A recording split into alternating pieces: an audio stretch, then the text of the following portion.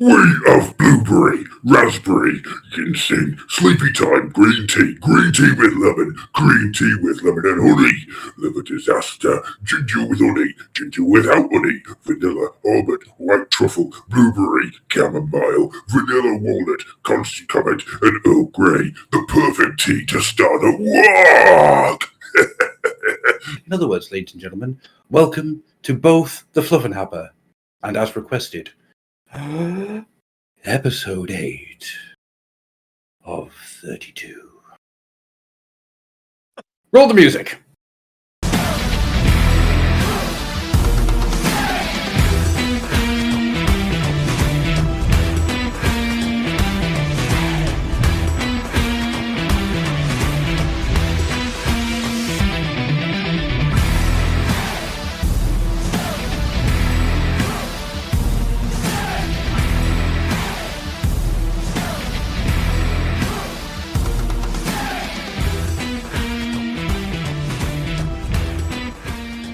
Good evening, ladies and gentlemen. Welcome once more to the Fluffenhammer. I am always Gruffy, here once more to fill your ears with the best sort of tabletop nonsense.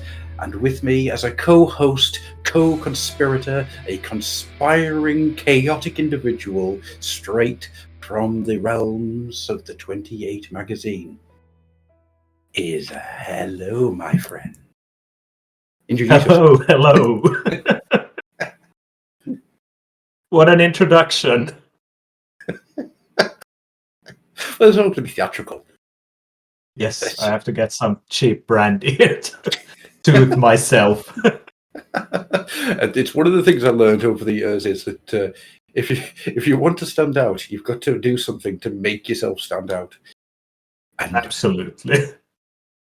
And that's the point where I realized that I have some weird affinity to making different character noises out of my face hole. So I try to do them as much as I physically can. And then people tell me to stop. But hey, here they can't tell you to stop. It's like you're recording, so what can they do? So yes, as I mentioned, I am Gruffy. I'm Adam, the host of the Fluffenhammer podcast. And with me, of course, is... Alexander from 28. I said 32 before, didn't I? Yeah, actually, that's one of our stupid jokes where 32 is our podcast and 28 is the magazine. I don't really like the name, but I mean, we're stuck with it for the moment till we come up with something that's slightly better. I'm trying to think of something that you could do with it. I mean, 32... thirsty. Now, I'm going to sit here and I'm going to end up doing some kind of weird stream of conscience experience that neither of us will enjoy. So I'm going to put the kibosh on that right now. Yeah. The other risk was going for like a hard math where you see how you can divide it or can find some nice way of turning it there, some Fibonacci numbers or something. Well, something like D6 pi, something like that. Yeah. Actually, D6 pi is a great name for a podcast. It's actually not that bad. We have to copyright it right away. Hey, I'm just trying to copyright it, and all of a sudden I've been told that it's been taken. Hang on. Damn it. So what we're going to do today, dear listener, is that we're just going to back and forth talk a little bit about things that we both enjoy about the tabletop hobby, the worlds of Warhammer and beyond, in fact. As you could probably guess, we started the show off with probably the strangest cold open I've done so far. That was Scott Pilgrim versus the World in the style of Gazgul Thraka.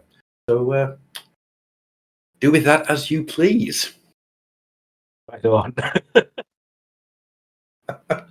So I think a really good way of starting this entire roller coaster off will just be asking the simple question: Alexander, where did you begin? Where does it start for you?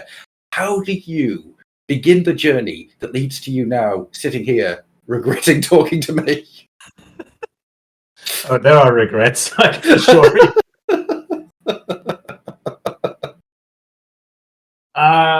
Well, like, I guess as many of us, I basically started out in a miniatures hobby due to my dad. He liked to do this casting of miniatures, like what they call Prince August. I think the companies makes these kind of historical, like silicone rubber molds that you can buy, and then you pour, hot metal, which is very safe when you're like under 10 years old. There's a name for a podcast: Hot Metal. Yes. So anyway, yeah, my mom is a historian and focused on the Great Nordic War between the Swedish Empire and the Russian Empire in the 18th century.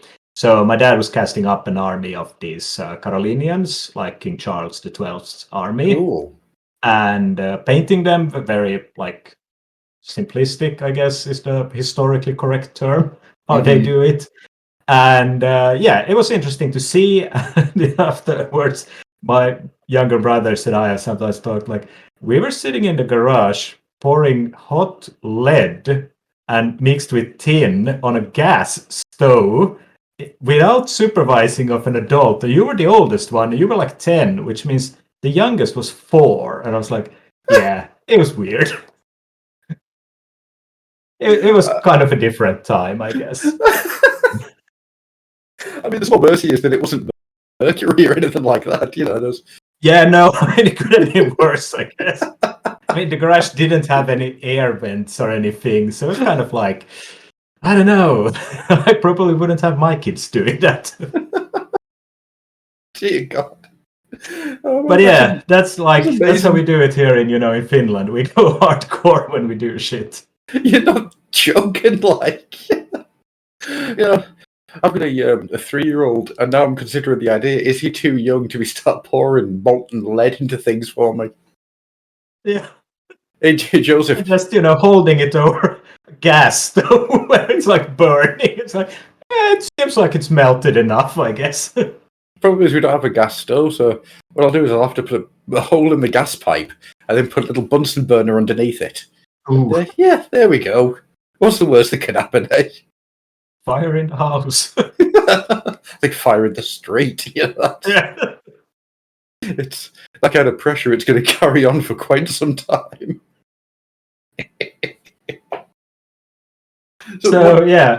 We were pouring hot lead in the garage, and from there I like. This is like the Breaking Bad miniature story, isn't it? It is. And tin is kind of expensive, so it was mostly lead, which meant the miniatures weren't that sharp, and you had to then take them out and be like, oh, it's a bit hot, but oh yeah, this is bad, and we'll just toss it back again and back and forth until you were happy with the details. And so later, in school when I was 13 perhaps, so way mature compared to the lead days, I got hanging out with a friend who was into Warhammer, and we didn't have that much pocket money, so everyone could buy one miniature. Yeah. And he had already had a few friends, so they had Tyranids, had a Hive Tyrant. He had that old Dante of the Blood Angels, who is still for sale, kind of cool in a way. And everyone had picked, and I was kind of like Johnny come lately to the party, so they were like, yeah, you're Imperial Guard, and here's a lieutenant. And I was just like, what the fuck is this? You have this huge beast and shit, and I get this guy with a las pistol or something. And we're in Finland, so nobody understood the rules because we didn't speak English. So we had this weird system where everyone had one special character's profile, and I ended up with a lieutenant of the Imperial Guard. And then it was kind of a death match, and we didn't really know what to roll, so it's like, well, we'll just see who dies first. And for some reason I decided that this kind of masochistic game was fun. And that's where it started. On your Slanesh army. Yeah, no, it was Imperial Guard because, I wasn't allowed to pick an army somebody else was playing. And I couldn't afford a tank, so I just had a lot of these Valhallan Ice Guards who kind of look like Finns, which, it's cool, but when you're playing against Blood Angels, you can't afford a heavy weapon, you just have less guns and not a big army, then it's kind of a weird game quickly. I can imagine it would. I remember those very miniatures actually. There was a guy that used to go down to my gaming club many years ago. Didn't have much money, so he had them, and he had a commissar, and I think he had a unit of the Kachian jungle fighters. I think that's it. That's all he had, and that's all he could afford to get for quite a lot of time. So what we did is we built a game up where we had the Starship Troopers style siege going on, where his stuff was inside the fortress, and we were just throwing waves of gene stealers at him. And his commissar ended up getting not killed but dismembered, where the miniature fell off the table and his arm just broke straight off. So the next time we set up one of those games, he came back, same miniature, brand new bionic arm. Oh, that's cool. That's like leading into it. Yeah, and it was one of those moments of just, oh yeah, Perfect. Because I think he could only get like another unit or another couple of miniatures once, like 3 times a year, basically. Yeah, he really couldn't afford to get an army. I think by the time he got his Imperial Guard army together, it then moved on to the next edition, and he had to rebuy most of it. So, I'm sorry, mate. But I mean, like the Imperial Guard was much better in the 3rd edition. I mean, I started back in 2nd edition times, but Imperial Guard was kind of crap, boring. I mean, miniatures, if you like historical, like Warhammer, then they are like, there's the Russians, there's the Americans, there's, I don't know, parade Mordians and stuff, but they're very nice miniatures in a way, but it's not very like kid-friendly army to play. No, it's definitely more for somebody who has graduated to Warhammer. Has come to Warhammer from historical gaming, I think. Yeah, definitely, especially at that time. Oh yeah, kind of there. And, that's what they were there to do. I finally like transitioned into a Space Wolf army because nobody had those. And I was like, can I play these guys instead? And they had a brilliant 3rd edition codex. It was really like a lot of fun, but I mean, I kind of fell out of the hobby at the end of the 3rd edition. I discovered like, there are women and you can actually drink alcohol. It's not just for storage in your dad's cabin. You can just take a bottle. So it was kind of like, is this going to be like me confessing to all kind of like embarrassing stories? I just like the idea that it's like, well, I spent my childhood surrounded by just barrels of alcohol and hot flames. Well, my dad likes to collect his whiskeys. So there was quite a few. So it was spirit. It wasn't even beer. Even more flammable. No. It's the strong. The beers get drunk up quickly. Oh man, the mental image is just like, hang on, hot tin, gas, flame, highly explosive spirits. I mean, that's the most hardcore way I've ever heard of getting into the hobby. I still have both my hands. Nothing blown off yet. I'm thinking of that bit from Starship Trooper where you got the guy just goes, the infantry made me the man I am today. Welcome to Finland. Welcome to Finland. You have to spend the next 3 days acclimatizing in this highly explosive situation. If you survive that, then you're one of us. Anywhere else, it's just quarantine. Here, it's explosions. Oh, man. Right, so I know where I'm going for my holidays next year. Thank you very much. Bring your own light. I mean, we can't afford electricity right now, so it's dark as hell outside. Oh, yes, I know that feeling very well. Very, very well. But that's okay, because as I said before, I'm just going to put a hole in the gas main and just put a Bunsen burner. Yeah. So that'll give us light for the rest of my life. Community service. Indeed. That's what I'll get for doing it, yeah, absolutely. But after like taking a couple of years break, I sort of found my old Mordheim miniatures and was like, take them out for a laugh and look at all this shit we used to play with. And I was like, I guess I can paint one of them. But it was kind of like, oh god, the lead is in my veins again. Yeah, no, I know that feeling very well. It actually is weird 'cause it kind of mirrors my story a bit. I came into it in 1988 with Hero Quest. That's my way in. The 1-2 punch of Flight of Dragons on VHS and Hero Quest as a board game. Just that was it. I think I'm in love with fantasy as a genre. And My god, what does this mean? What is all of this stuff? Dragons they can be these big nasty things that eat children. Oh, and then that kind of leads me into my lifelong love of like mythology and fairy tales and that sort of the fairy stories that are told around the campfires, that type of thing. It's all very much in my blood, and I followed that through Warhammer until around about the same time, about 2002, 2003, and then. Yeah, unfortunately at that time, money that would have gone to Warhammer was going on things like, nights out or weekends away in strange places, going to see bands in all around the country and, that type of thing. Just spending time somehow accidentally trailing the band Amen up and down the country twice. Yeah. I'm sure there's a restraining order in me for Casey Chaos.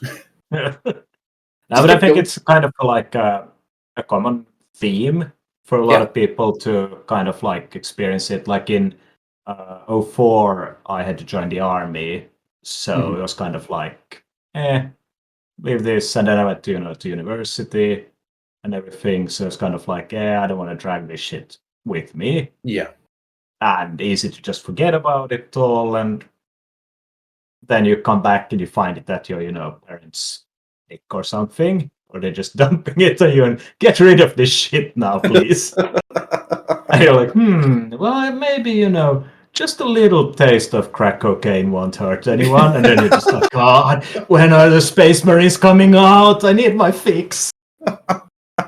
Just walking into the local hobby shop, just tapping the veins. Plastic. Plastic now, please. It's weird, because it was the 2016 when Age of Sigmar launched. Because I'd heard that the old world had been blowed up real good, and there was part of me that was just, wonder what that was like. So I started reading up on it. I started reading up on Age of Sigmar, and then that Slaughter Priest got put out in the front of White Dwarf. So I thought, okay, I haven't painted anything in ages. That's a nice miniature. It's a really nice miniature. And then that was. Then I woke up from like a weird 3-day haze. It was very strange. It was like I painted it. Then 3 days passed, and some deliveries arrived, and my bank balance was crying, and then my wife threatened to not marry me, and then I just sat there going, oh well, it'd be a shame to just leave them all in boxes. So then I started painting. It's like, oh god, what have I done? Yeah, that's like, it's common for. And especially when you're like, if you grow up without being able to afford everything, and you suddenly have like, you have a job, maybe not too much responsibility yet, so you have some, cash to waste, basically, and you're just like, hey, shit, I really like this. And I mean, for me, it was kind of collecting a, big hat Chaos Dwarf army. I was like, oh god, I need this. And this was like before they went into style again. So they were cheap as dirt. Oh yeah, that's the stuff. I have that one. Embarrassingly enough, I, cleaned them all. I have not spray painted any one of them. I tried painting one. Oh, there's more of them. Oh yeah. I tried painting one. I was just like, God, these are horrible to paint. They're just these small blocky miniatures. I was just like, well, as a friend of mine said, it's an investment for your retirement. I was like, yeah, at the prices they are at the moment. I mean, this was before you had a little hiccup with your prime minister. So I was like, yeah, the prices are good. The prices are good. And now I don't want to see what the, old lead price is at the moment. I think the term little hiccup, you are allowed on this show, just a giant fouling clusterfuck, akin to a moment where an entire country gets its knackers caught in the toilet seat whilst trying to have a poo. Yeah, that's kind of what I've been hearing from my friends over there. that's the ongoing sentiment. Me personally, I'm just really disappointed I didn't get one of those in Liz We Trust cups.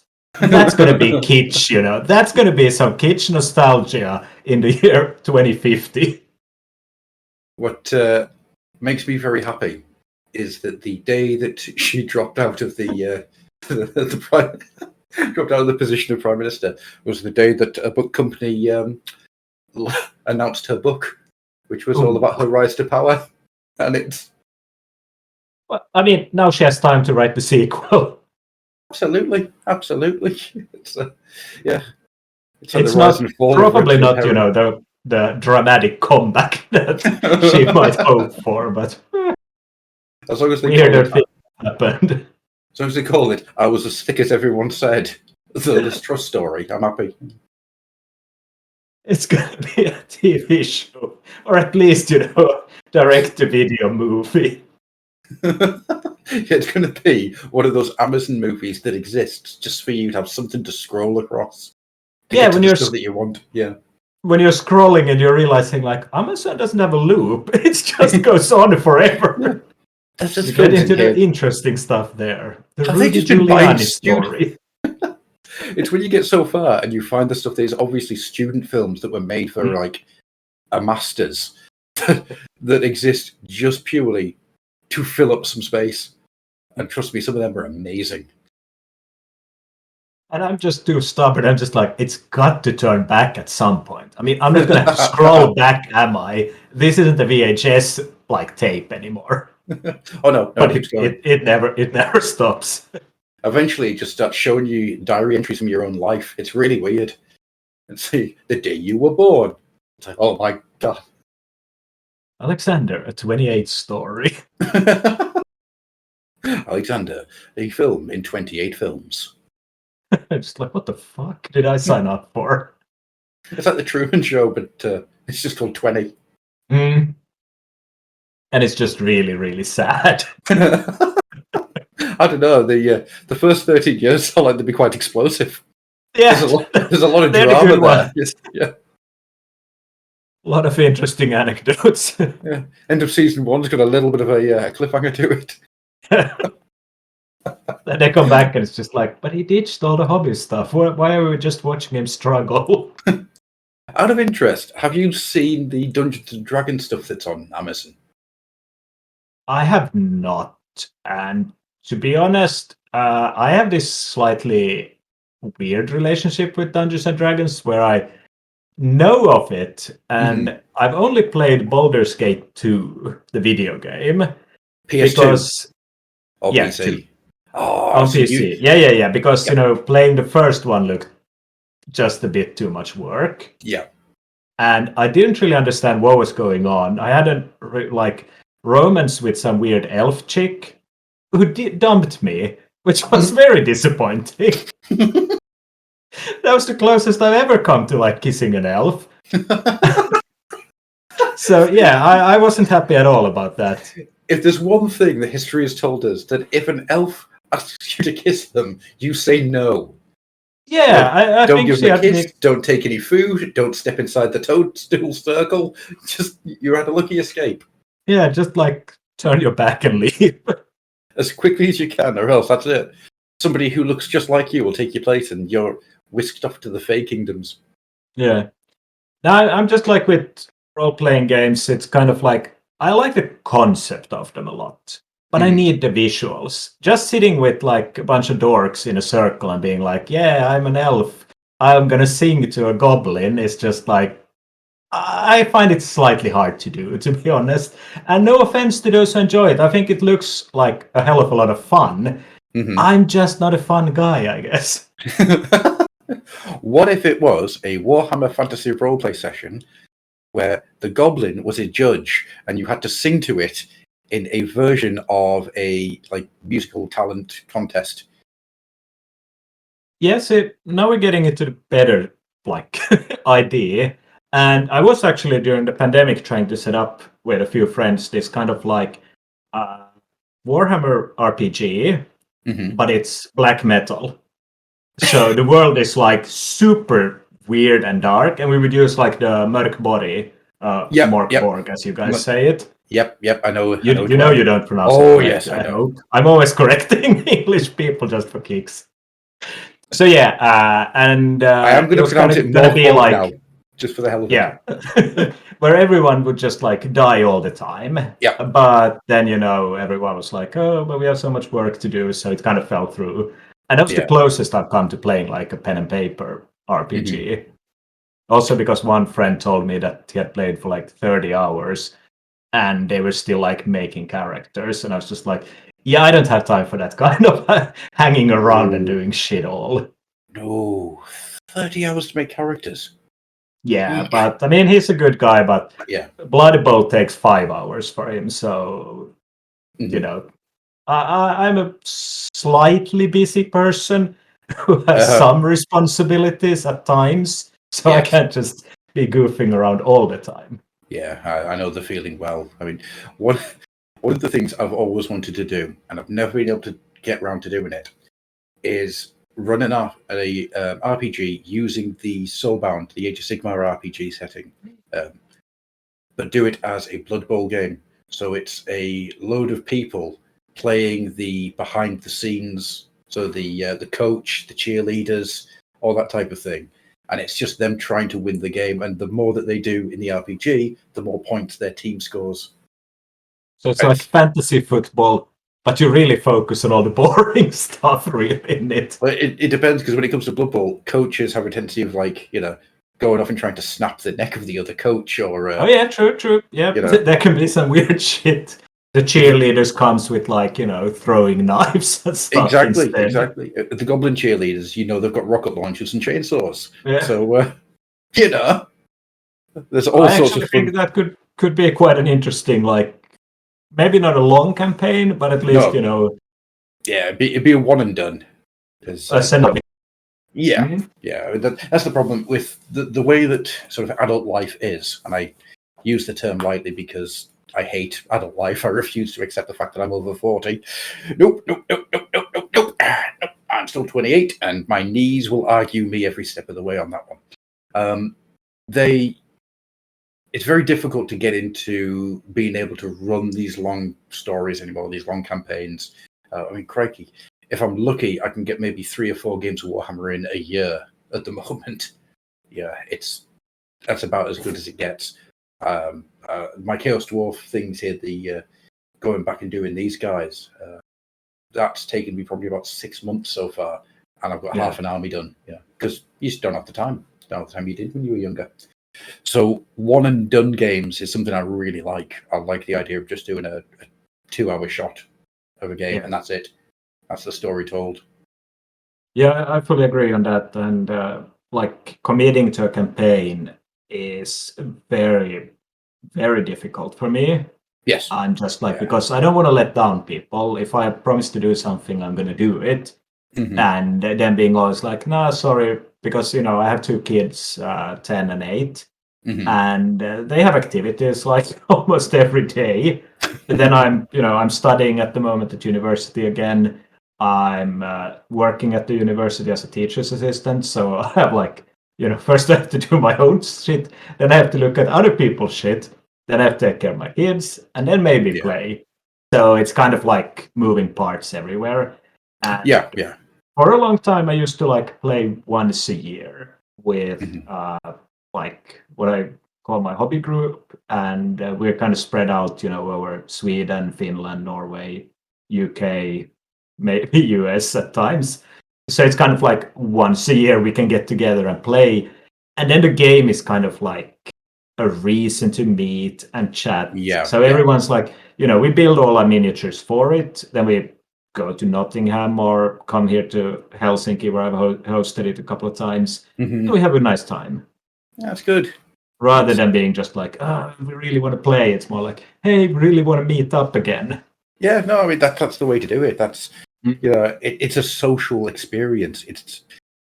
I've never understood the competitive should we say, the tournament part of the hobby, shall we say. It's one of those things where I like narrative gaming. I like to play games where you're having fun, you get to have jokes with what you're doing, the stuff that you're doing, you're not taking it so seriously that you start table flipping things when you start losing. I like losing. I think losing's hilarious, but that's because at heart I'm a Skaven player and I very, very rarely win. Yeah, but I fully understand that, and like where you're coming from.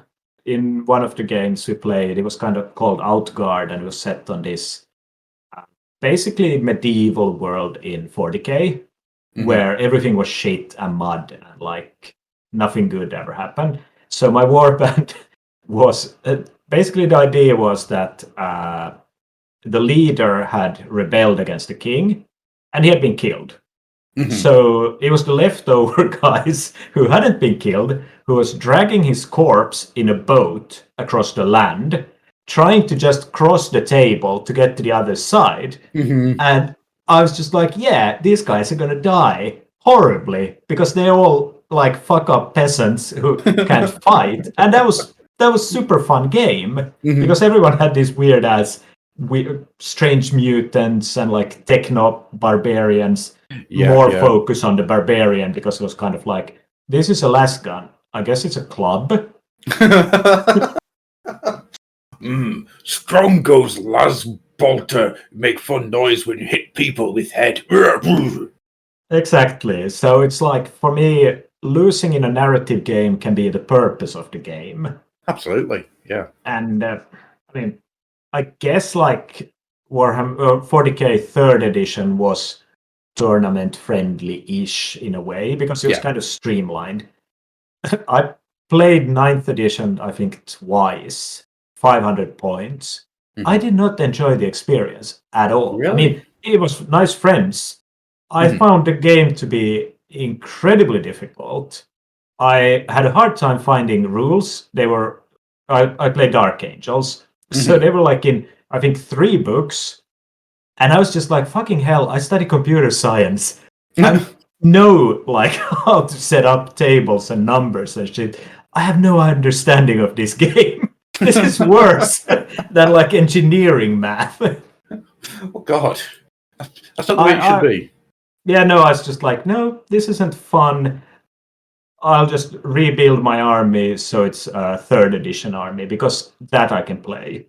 Especially if I'm just like, cut out everything, just use the army list that came in the rule book. That's all you need for a simple game. Absolutely, yeah. I mean, the reason I have these guys, just to show off my curse stuff again. You see them all there? Yeah.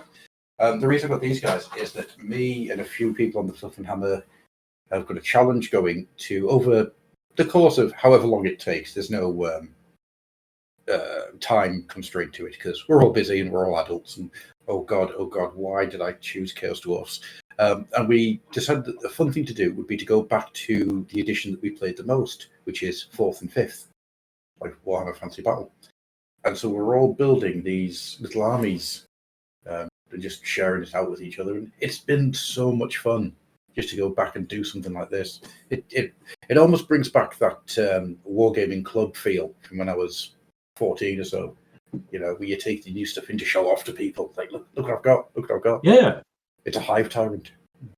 Yeah, I think that's like something that really brings the joy is to find a couple of like-minded friends who are into the same kind of thing and can boost you know, like, hey, yeah, that's so cool. Like, oh my, you found that thing or stuff like that. I mean, at the moment, my passion is Lord of the Rings, but I'm only using, I mean, Citadel used to own the rights in the 80s. They did, yeah. Yeah, so I'm only buying those miniatures.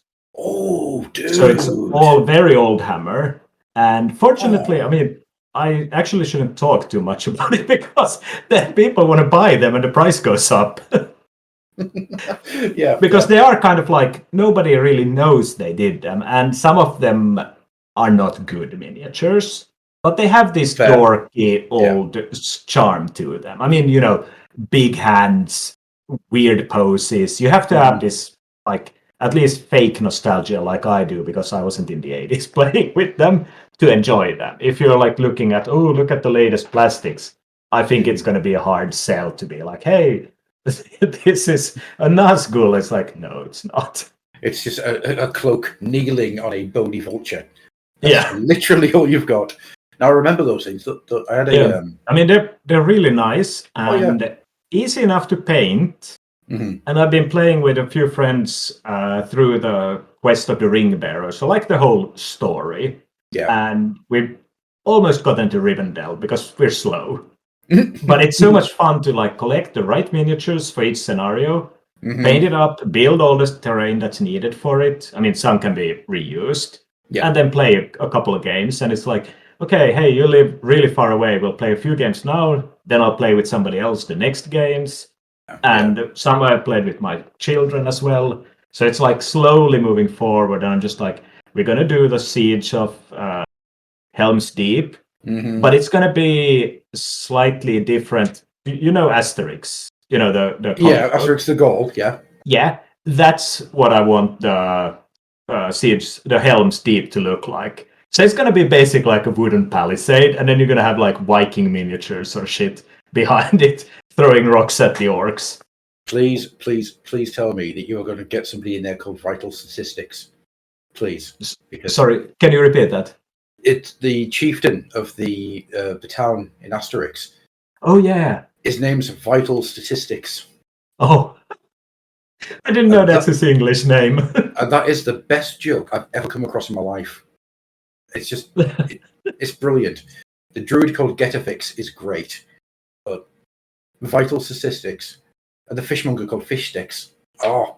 In Swedish, basically it's translated into just majestics. Yeah. Which isn't, I mean, it's on point, but that English one is so good. Oh, the puns.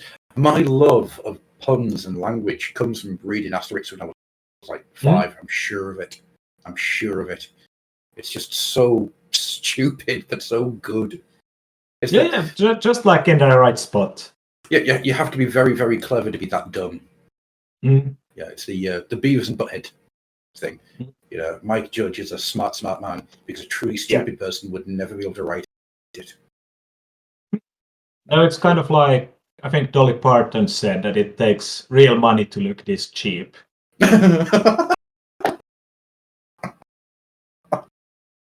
And Dolly Parton is just a goddess, so salute to her.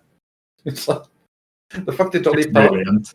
Oh yeah, the fact that she has a charity that sends out books to schools and to impoverished children every Christmas. I mean, yeah, heart's in the right place, I think. Absolutely. Yeah. I don't have a bad word to say about it. How the hell did we get to Dolly Parton? I mean, this is what happens when you have good conversation and it let it flow, and editors are banned. Yeah, no, never editors. The only editor I want to come anywhere near me is one from like my writing. I don't want any of them near my audio. Yeah. Unless I'm doing an audiobook, then I could do with an editor for that. No. Yeah, that takes work. And I just want to get paid. I see that you have the Accursed City poster on the wall there behind you. Yeah. And have you played it yet? I have not. Because did you manage to get the game? Nope. It's in my local Games Workshop now. I could go and get it. If it's still there after Christmas, I might. This time of year, of course, things are a bit tight, especially this year. Oh yeah. So it might have to wait. Well, it will have to wait until next year. I do have vouchers up here, which I'm going to be possibly using to go and get it. Because it as much as Curse City has been a unmitigated disaster from start to finish, I still do want it, and it still looks like to be a lot of fun to play. It is. I have it. I actually managed to get it when it was first released, because I only wanted the game. I didn't want the miniatures. I've done my own take where I replaced all the miniatures with like 80s metal miniatures, because obviously. Yeah. So it was kind of like, I was slightly disappointed that it kind of crashed and was like, oh, we're not going to do anything. And now they're bringing it slightly back just to finish it. So fortunately, a friend of mine has a hobby store, so I have like a inside line to get the expansions there. And it's not the best game. No. But I've been lucky enough that I've like painted all these old 80s miniatures, and then I in the summer just handed the game to my son and daughter and their cousins. I was like, "Hey, you guys liked Hero Quest a lot. We have that in Swedish and Finnish. So how about this game? You're old enough to use English, and it's really simplistic. Like the dice are colored and shit, so you can easily see what's going on." So they've been playing through the game and actually finished like the main campaign and are now on the sequel. And I was just like, okay, some of these miniatures might break, but what the fuck? I didn't, paint it to put it in a cabin somewhere. It's like it's here for them to play. So it's been really rewarding to see them having a lot of fun. Although at times they've been like, this miniature looks nothing like the one on the card. And my daughter was just like, that's not an elf. When I was like, hey, this is a wood elf from the 80s. It looks like a hobo. She was just like, what the hell is that? That's not like they look on Netflix. And I was just like, no, those elves are beautiful. These are not beautiful. Please tell me it's one of the ones with the massive poofy hair. No, she has a hood on her head, unfortunately. Right. Scarlock's Archer, I think. Yeah. Yeah, from that kit. Yeah. One of the things that always disappoints me when it comes to AOS and what the Wood Elves became is that they got rid of those absolutely unrealistic mohawks, those big, like Jumbo Dungeon Bow. Did you ever see the right? Do you remember how the elf's hair was just that big Pat Benatar taken to the nth degree? Massive. Why, in today's technology, do they not replicate that beautiful, beautiful hair? Yeah, I think like a lot of that punk look and aesthetic could be easily brought back. And it has at sometimes, like the Slanesh Age of Sigmar, they have these kind of leathery, what do you call them, garters or something? Garters and stockings and But it kind of feels, like Apple would do punk. It doesn't feel dirty and kind of like made for a laugh. It feels more like somebody sat down and was like, hey, we need this to look punk. Yeah. I think it's the difference between someone whose job is to be given a rundown of what they have to create and creating it digitally, compared to 7 guys who are sitting in a tiny room with poor air ventilation, sculpting, and probably also drinking at the same time. Yeah, and definitely having more freedom to do weird stuff. Yeah, because they were making the miniatures. They were making the miniatures, and the games designers had to design everything around the miniatures. That's how the Citadel worked back in 1980, whatever. Right up I think it's still probably run very much in that sense, because miniatures are what they sell. Yeah. It's just that it's now possible to produce so many miniatures at such a rapid pace that the rules are in a worse state than they've probably been in a long time. I think it depends on what you're after. And this is an interesting topic to actually get into. I actually quite like modern 40k. I think it's the best 40k has been in quite some time, because the last 3 editions of 40k have been awful, just unplayable at times. The way it runs at the moment, I agree with you on the way that where the rules sit, it's a bit difficult at times to understand what it is you're trying to do, which is probably why I ignore a lot of more complex rules and just charge forward with a lot of Gene Stealers. Because what else is Gene Stealers going to do? I think the current version of Age of Sigmar is a great game. It's an absolutely brilliant game. It's solid as hell. But that's not to say that something like Mordheim or Gorka Morka isn't a...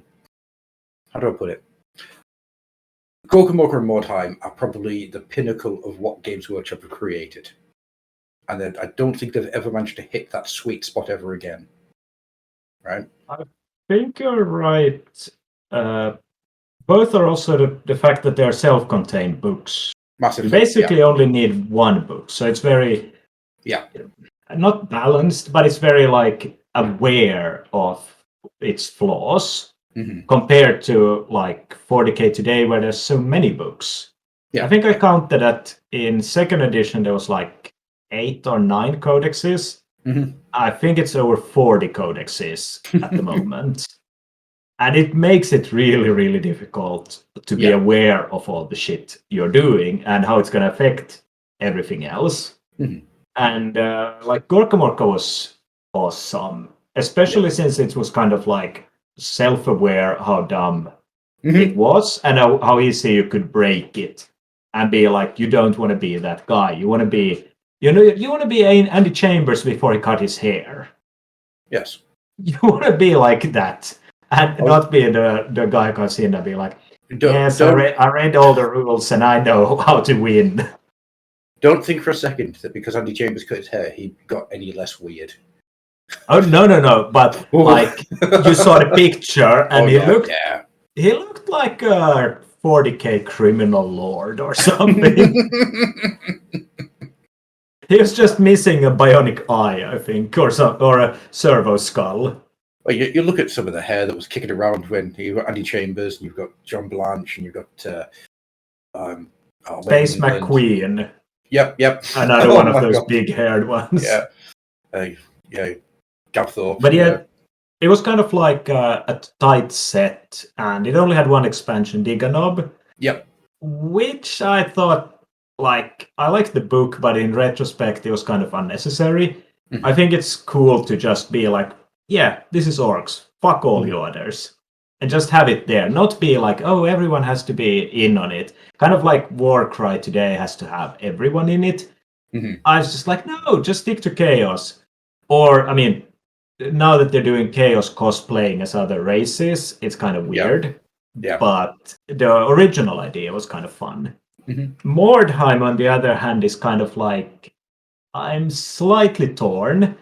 I think it's the best book Games Workshop has Yes, ever produced. absolutely, It was before they started doing computer stuff, and it shows. Mhm. It's really, really tight in Yeah. the design.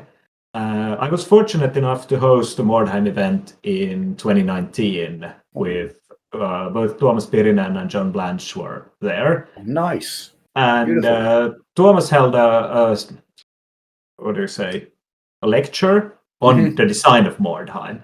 It was really interesting and very different, like to how Games Workshop would approach things today. There are a ton of like Easter eggs and hidden jokes in it and stuff like this. But one thing he mentioned that he was kind of tied down when it came to the rules, that it had to be Warhammer 5th edition. Yeah. And that's not the best rule set for skirmish gaming. No. It can easily lead to a fight where you're just trying to bash each other. And if you're crap and you both have one attack, weapon skill 3, nothing happens for like 5 turns. Mhm. Yeah. So they're kind of like these flaws. On the other hand, the nostalgia is strong. I got it for Christmas '99 when I was, well, young. And yeah, try not to work that one out. It'll just make you sad. yeah, no. I played it a lot with my brothers. Mhm. Fun side fact, the soundtrack of choice that winter, Britney Spears' Baby One More Time. My younger brother got it, and God, we listened to it a lot. It's probably not what the cool kids today consider, appropriate Mordheim music with their dungeon synth, but fuck yeah, 90s cheese, or like early 2000s cheese pop. That's where it's at. Right, 2 things here. I'm going to have to come back to this. So, first of all, I will not have anyone sit here and slander the good name of Britney Spears. Hit Me Baby One More Time is perfect bubblegum pop. It's brilliant. Also, if you get that in just the right speed, if you take Hit Me One More Time, slow it down 50%, you have the best goth ballad you'll ever hear in your life. It's incredible. In fact, I'm going to do that at the end of the show. I'm going to stick that on the end of the show. But I'd like to Hit Me Baby One More Time, slow down 50%. It's like typo negative. It's brilliant. 2. I look forward to that. What the hell is Dungeon Synth? And can I get some? That's kind of like, you remember 80s video games where it was just like, I know synth. Yeah, I and love then you synth. make it really depressing. Ah, Tears for Fears. Okay, I'm with you.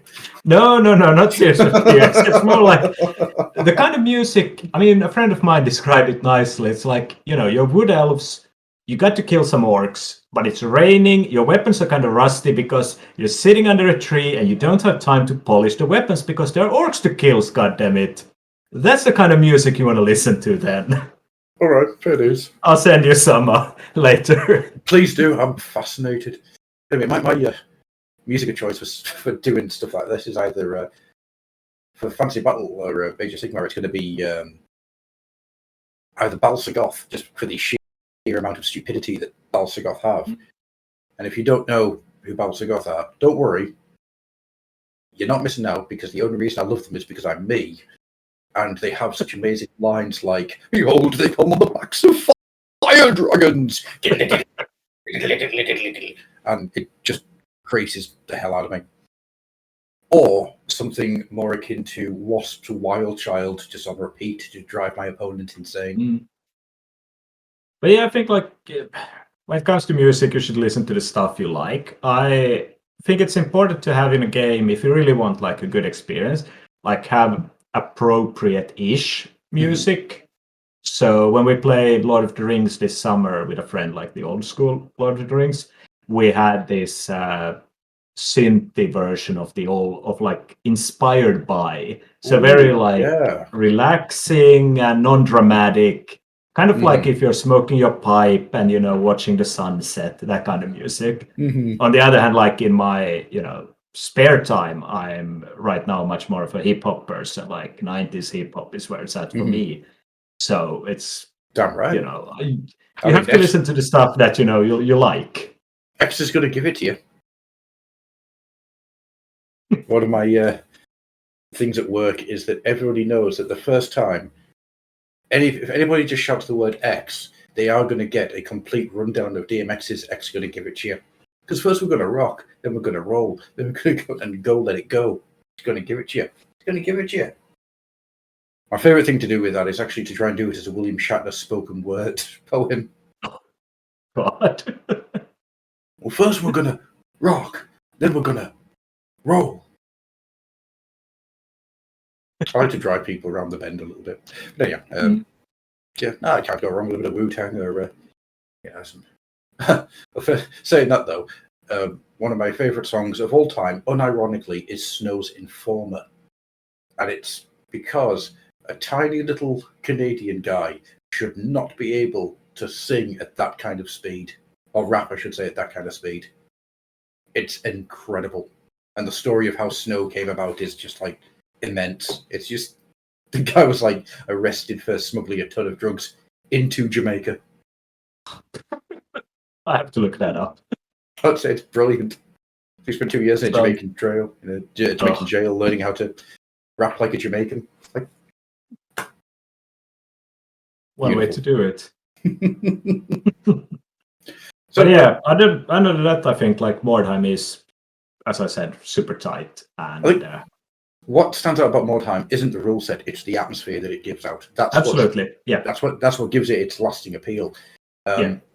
You're absolutely correct. The rule set is a bit janky. It is very easy to be in a position, especially if you're playing as either Skaven or baseline human, to be in a position where you are just sandbagging yourself constantly for turn after turn after turn. Which is always why I thought you should be allowed to have just nothing but 8 rat ogres running rampant, because that would be hilarious. But what our old group used to do is we added different types of scenarios. So it would be like hunt the troll. So instead of going after each other, you're just chasing down a couple of trolls that are wandering around the city and things like that. I think that's definitely something that adds more flavor to the gameplay. And my friend Stu did some good work on some of the expansions. I don't want to say fake expansion, but what is the word? Unofficial expansion? Yeah. Like the whole Border Town Burning, where you're basically in Katai. That was super cool. And his expansion, the Mutiny in Marienburg, we're more focused on trade deals and shit in there. It's good. It's good stuff. It's really I think good.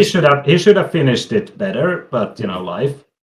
And so it's like there is a lot you can do with the rules, and with a group who is ready to embrace that kind of like very light role playing, where kind of like, oh, I'm going to be the trader, and no, I'm going to be a trader, but I'm going to smuggle corpses at the same time because I'm basically serving a vampire. Stuff like that. It's one of the things I always enjoyed about old Necromunda. Was that in between the games, it was very easy to have these little role-playing sessions where you could find out what you were doing and what your gang was up to.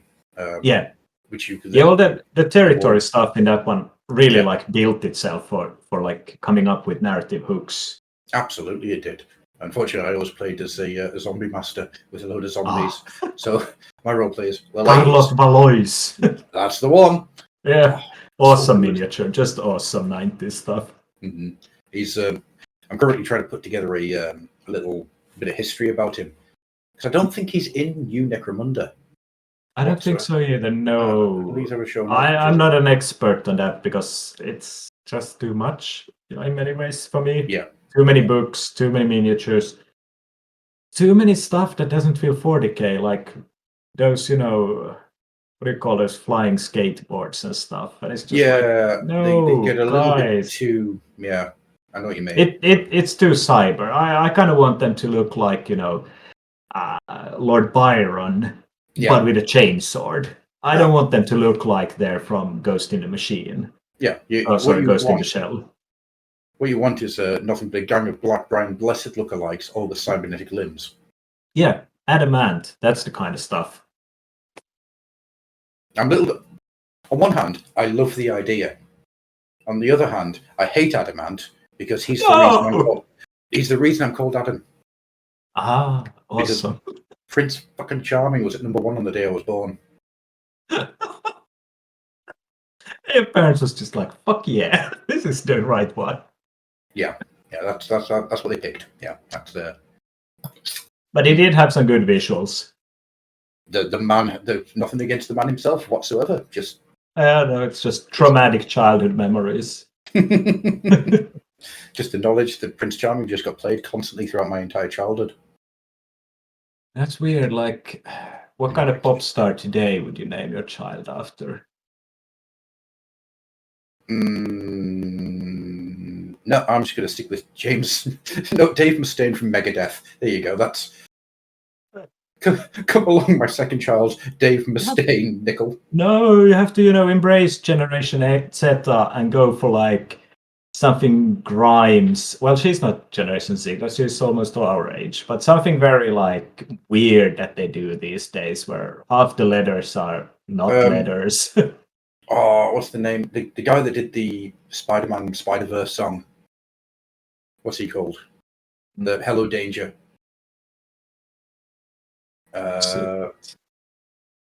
Anyhow, that's who I name a child after because that scene is the best scene that's been put to cinema in about 20 years.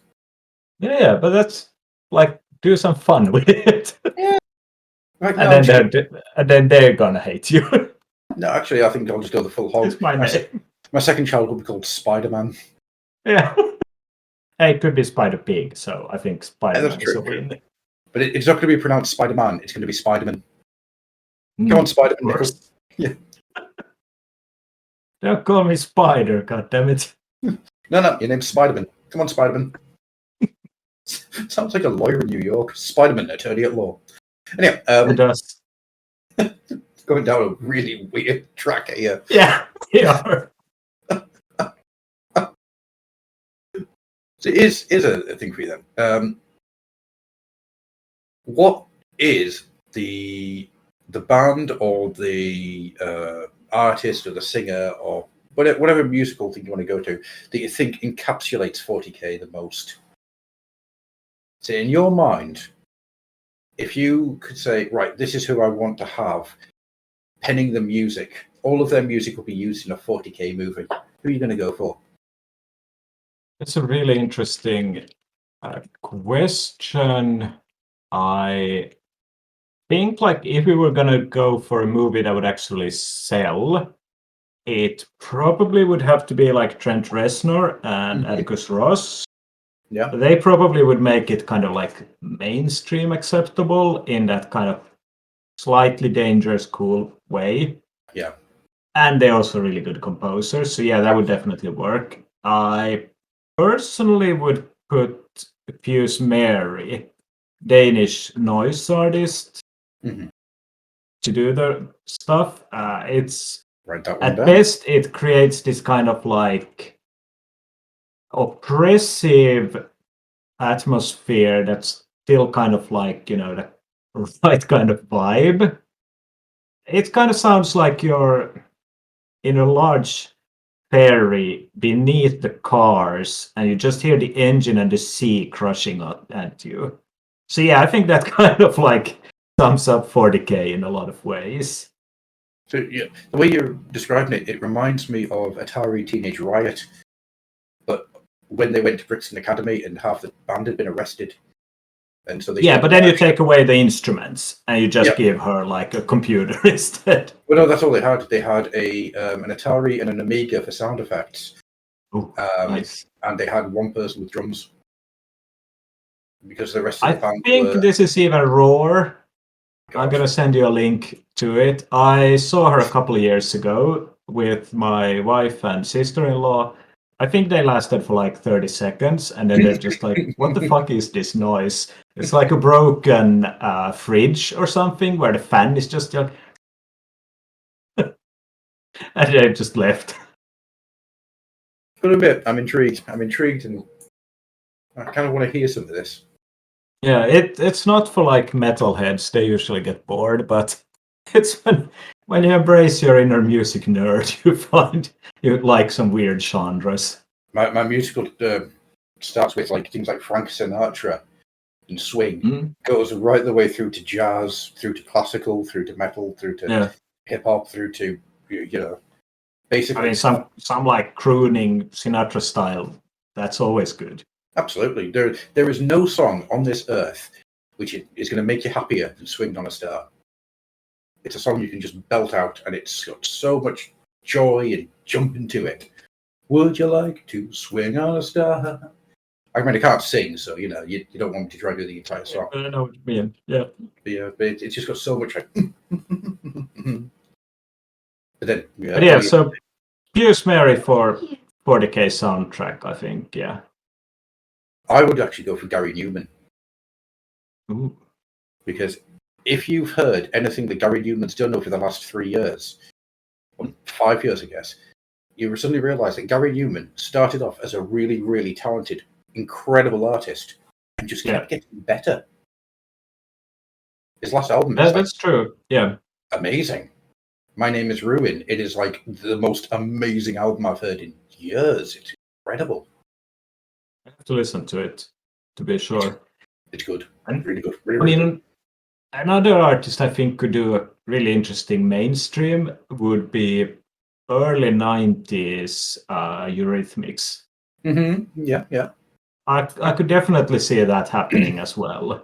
Yeah, like Love Song for a Vampire. Mm. Annie Lennox. Yeah. I'm into that. Oh, think of that as a Blood Angel.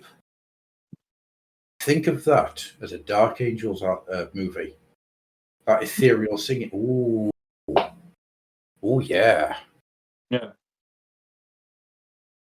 When I say Dark Angels, I of course mean the Deathwing era of Cloud Runner and Lame Bear, not this fancy Good new stuff. thing. It's slightly too like jokingly serious these days, the Dark Angels. Where it's just like silence, and it's just like, come on. Come on, I want a character called Weasel Fierce, and I want him running around, smacking chain steels in the head. Come on! But they've always been a weird chapter when it comes like they didn't really know what to do with them, did they? I mean, their entire basis is based on a joke, a pun about a poem, which is the most mental thing in the world. And wasn't like the Rock some kind of gay bar in Nottingham? Yes. Yes, it's kind of like all over the place, and then they're like, "Yeah, these guys are gonna be like super serious, Calvinist serious or something." I mean, these guys are going to be the most in-depth, embedded Catholics you've ever seen in your life. They are going to be but Catholics are like more fun than they are. They're like super serious Lutherans, or as I said, Calvinists, who are just like, fun is forbidden. Catholics are like, oh yeah, we sinned, we're gonna, what do you say, confess, we're absolved. Yeah. All good in the hood. Lutherans, they go around and be like, oh God, I sinned, I'm going to hell, everything's bad. Oh. I was thinking of like Lindisfarne, 16th century Catholicism. So that's where my brain was at. That's where you say, like, you look at France, you look at Spain, Italy, they're having fun. Us up here in the north, like, not you guys, us proper northerners, it's fucking cold, we're miserable. It's like, you have to work hard. You never ask for anything, then you work harder. Whilst in no way, shape, or form am I taking away the northernness of your northernness of your northernness. I will just say that right now, I am as far north in Britain as you can get before Scotland. There is literally, Scotland is there. So it's like, hey, they're independent, they might join EU, I'm going back. I'm hoping that Scotland's border is going to come this way about 6 miles. I'm fine. Yeah.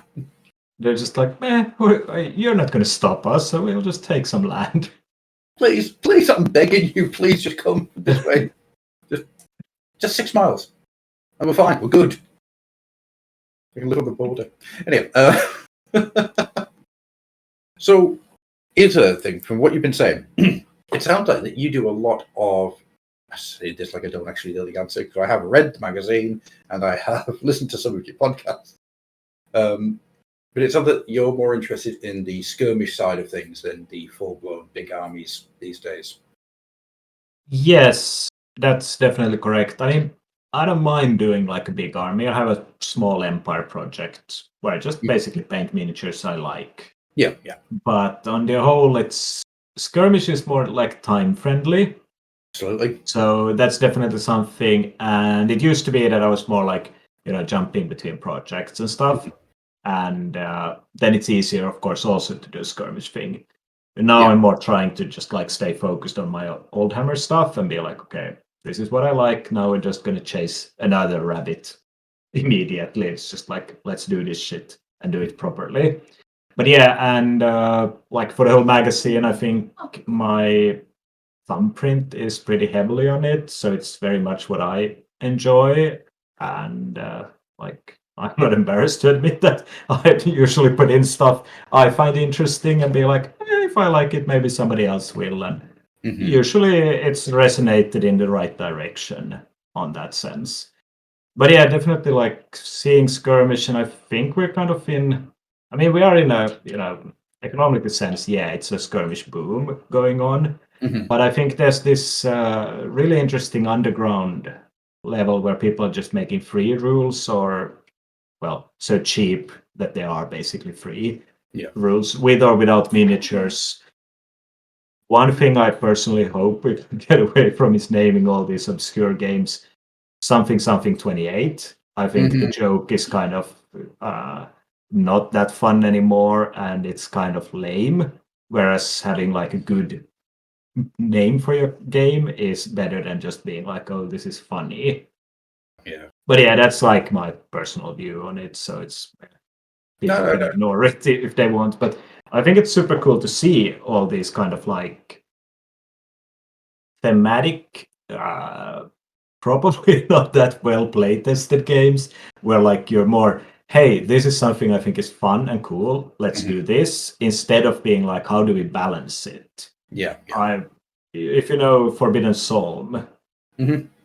Yeah, so I know Kevin quite well, who made the game, and I'm always amused by when he admits his game design is basically made on what made him laugh and what seemed like the cheaper choice for the players. And I'm just like,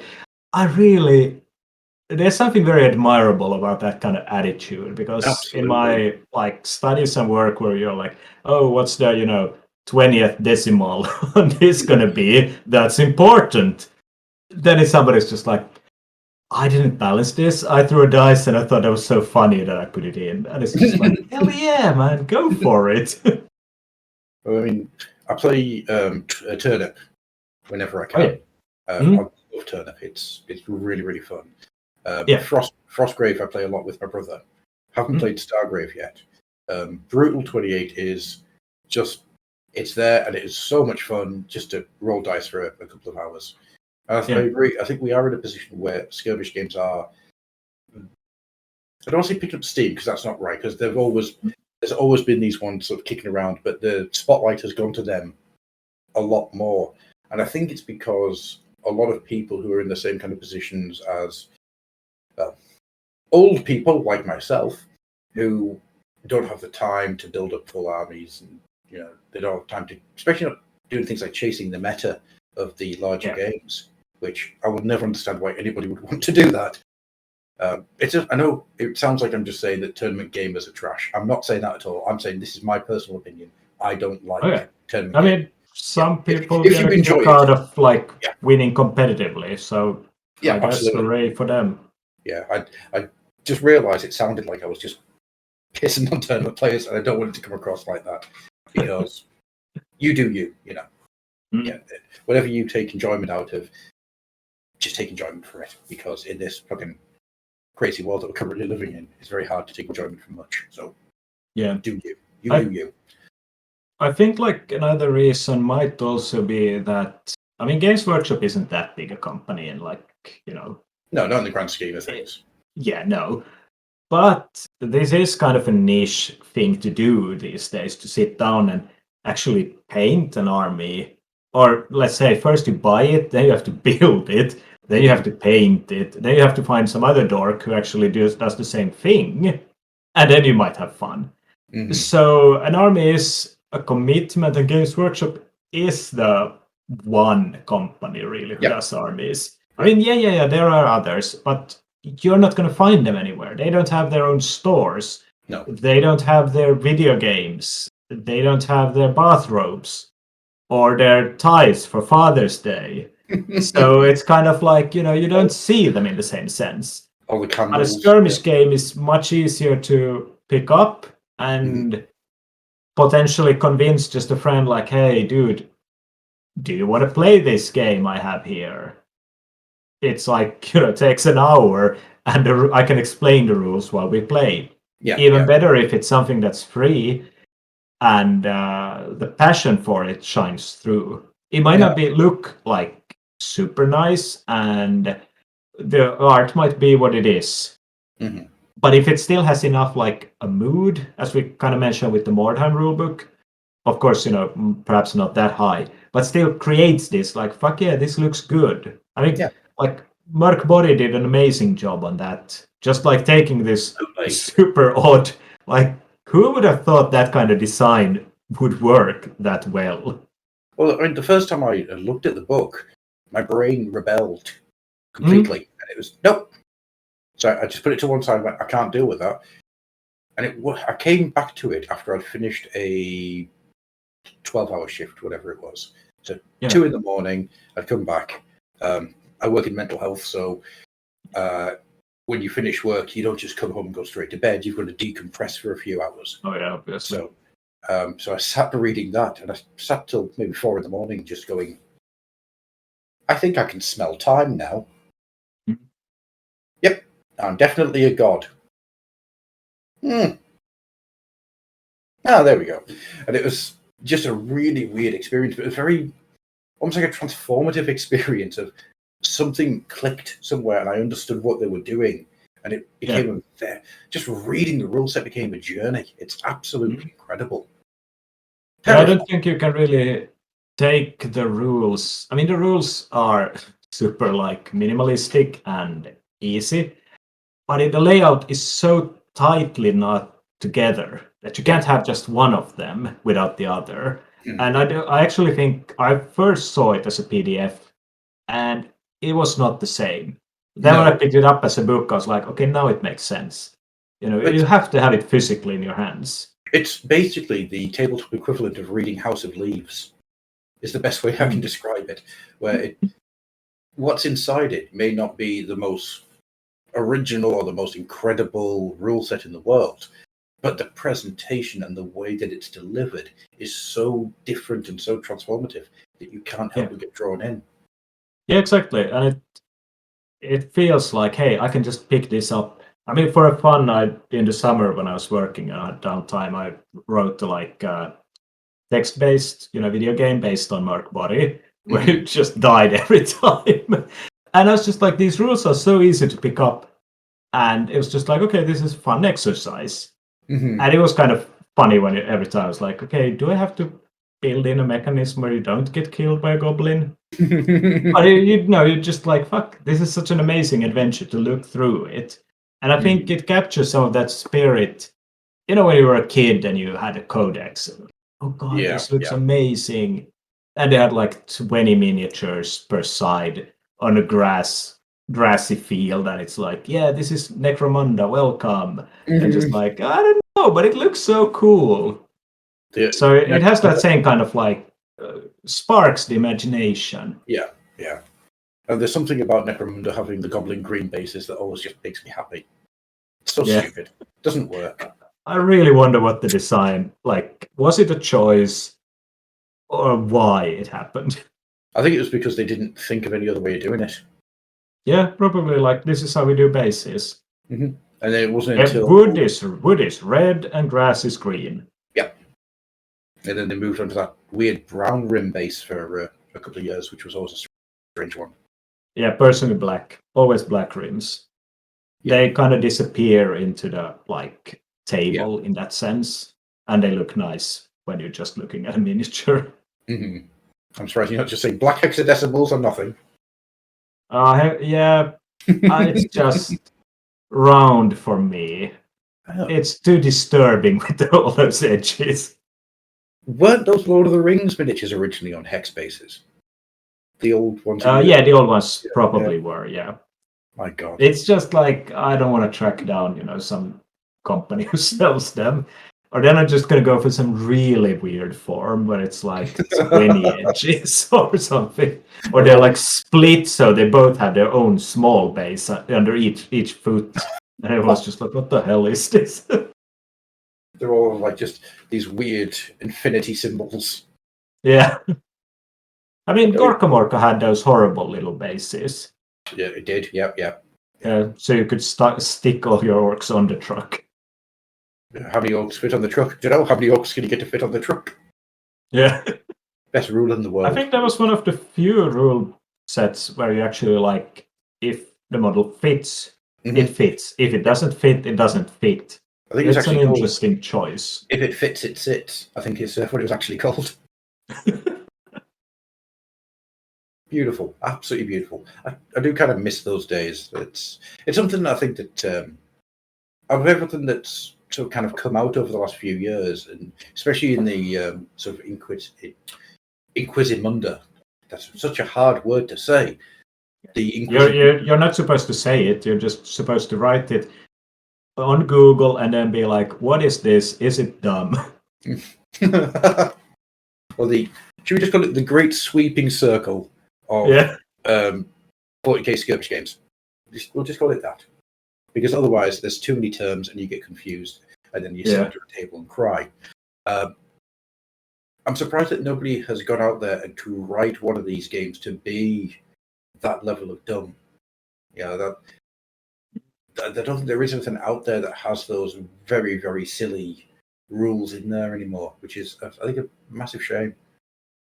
So I do enjoy a good, stupid rule. One of the reasons I love that first edition of Age of Sigmar, before they got any of the books out, is that they had rules like, if your mustache is better than your opponent's, you can... I've been trying to find those rules. I was like, was I really high for a year? Or did that happen? It did. And I just hasn't been able to track it down. Mm-hmm. Because I think there's some... I mean, it was a very odd design choice to do it. Mm-hmm. But I think there might be some hidden gems there that could be used for a game if you just find them. And like, dumb design is... I mean, look at Turnip. Mm-hmm. It basically started off as a joke, and I think it still is a joke for Max, even though the base takes it kind of seriously at times. Mhm. They kind of cancelled me at one point. when I like flippantly asked, like, wasn't Turnip just a fad? And they were like super offended by it and sent me all kind of angry messages. It just keeps And going. yeah, and I was just surprised because we had joked with Max, like, it is just a fad, he said. And I was like, yeah, your head is on a pike now. I was like, fuck, how did this happen? But anyway, like, it's super dumb at times. Like, Mhm. it knows it's dumb. And I think that's super nice to Yeah. embrace that kind of thing. Like, this is a joke. And I mean, even the name is kind of a joke. Turnip, yeah. Yeah. Turnip 28. But it yeah. still works because it's done with that kind of right heart, you know? Yeah, absolutely. It's got an atmosphere to it that is very much its own thing. It's got its I mean, the base idea of it is stupid as all hell. Yeah. You know, it's such a dumb. It's a root-based apocalypse. You know, it's ridiculous. But the book and everything that Max has pulled out, and the man has pulled out some absolute corkers in there. It's all taken just the right amount of serious to make the stupid really funny. Yeah. If it had been wacky, drinking clown juice out of clown shoes, then it wouldn't have worked. But because it's taken seriously, the funny stuff does work. And it's much like 40k, where there are a lot of people out there who refuse to see the joke, like the jokes that are in there. Like Casper Thraka, it's an anagram of Margaret Thatcher. That's a thing that exists. You know, these things all came from silly ideas that like Andy Chambers and Joe Johnson came up with one night in the pub. Yeah, no, it comes down to this, like, where you tie your identity perhaps a bit too strongly to a commercial brand. Yeah. And I mean, it can happen. It doesn't just happen in Warhammer or miniatures. You can see it in like everything, basically, where people are like, you know, our identity is getting the latest Apple product and shit. Anything where you're like tying it too and taking it too seriously and not being able to like at times critically look at stuff and see like, hey, maybe, just to step back, just to breathe. Not everyone criticizing something you love is an enemy or out to spite you. People have different tastes. As we said, like, I don't enjoy. I think like 8th edition 40k was fine. At least the starter. I even built a Death Guard army for it, and then I tried to learn how to play it in 9th, and I was just like, no, this is not going to be a thing I'm doing. But I mean, yeah, fine if somebody else likes it, good for them. And I think also, like, you see a lot of these right-wing weirdos who are like super into 40k, at times tastelessly so. And I mean, yeah, some of them are perhaps even like fascists. I'm personally a bit careful like branding that word around because it's supposed to mean something, not being an insult you just throw at people who might be conservative. Yeah. But it's a dangerous word to use without the ability to back it up and to evidence it. Yeah, and it shouldn't be just tossed around. No. It's like with every kind of like title, but still there's a lot of these kids and at times what appears to be slightly lonely men who tie themselves super seriously into it, where you can't critique the lore. I'm not a super fan of the lore. I think it's fluff or background material or fiction, but whatever. Side notes there. So yeah, they like, you can't think about it critically and you can't criticize it. I think like you shouldn't just like bully them. They should be taken seriously to a point where like, hey, you might not be old enough to remember the historically, like, where did Warhammer come from? What was Rogue Trader like? I mean, Rogue Trader is a huge mess of ideas, and it's amazing that horrible book grew up into this empire. But yeah, awesome, I guess. And if you don't know, like, as you said, like, orcs used to be, I mean, they used to have, well, not swastikas, but a very fascistic Storm Boys imagery. but in the sense of like punks used to have. Yeah. Old school punks, what's called Josie Shoe and the Banshees, stuff like that. Yeah. Flirted with the imagery without the political leanings. Yes. But it seems like today you can't do that because then somebody's going to be upset, or somebody's going to embrace it and be like, "Fuck yeah, woohoo!" And it's just like, God.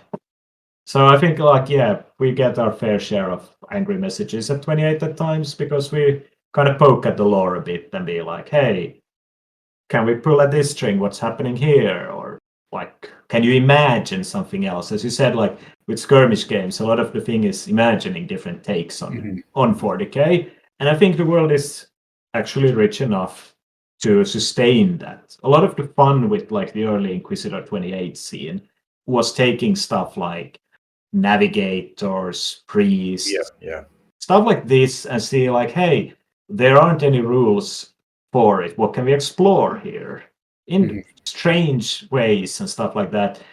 And I think we kind of lose that when people like suddenly like, no, you have to read 50 Horus Heresy books. And you have to know what happened in each and every one. It's historically documents. This is how it is. I paint my Black Angels in like a mix. My only goal is to have not a single Space Marine has the same armor as another. They all have their personal heraldry. So that's cool. And they only use like bone, black, some red, and gold. So there's a lot of thinking going into it just to like combine them the right way. But there's always people like, no, those aren't Dark Angels. What's that chapter? Is that a homemade chapter? I'm like, they're all homemade. It's made up. They don't exist. And I'm just like, I don't think that much about it. It's just fun for me as an exercise to see how much can I do this. How good can I get at painting them? The reason the lore exists is to give you jumping off points to make your own things. That's my firm belief. And that's why when I play 40k, I'm thinking of the Deathwing anthology, or I'm thinking of the Jacques Draco Inquisitor books, or I'm thinking of the actual book Space Marine, which is by Ian Watson, which is the weirdest thing I've ever fucking read in my life. It is still to this day like a fever dream, and I'm not entirely sure I read it. I know I have at least 5 times, but it's weird. It's very, very weird. And that's where all this stuff comes from. I've listened to the Horus Heresy stuff because it was a really good way of getting through when my son was first born and we didn't sleep ever. So true. Just burnt through the Horus Heresy books. And I do think Echoes of Eternity is one of the best books I've ever come across. Dembski Bowden has created on that one. Isn't that the latest one? Yeah. It was a horrible drag. I read fast. It took me like a day to read through it. But Jesus Christ, he went on some unnecessary tangents. Cut half the book out and it would have been good. I was just like, God, this is a lot of pages. When is this going to end? And it was just like flip for me. I mean, it has some really good stuff. Oh, yeah. And I think I've read the whole the Siege because I was like, I was going on a trip with my daughter when the first one came out, and she was quite young. So I was like, I need something to read in the evening because, we're in a hotel and I can't go to the pub because that's apparently, not the way in other countries than Finland. So it was like, okay, yeah, sure, I'll read this. And I was like, I'll just read The Siege and see how it goes.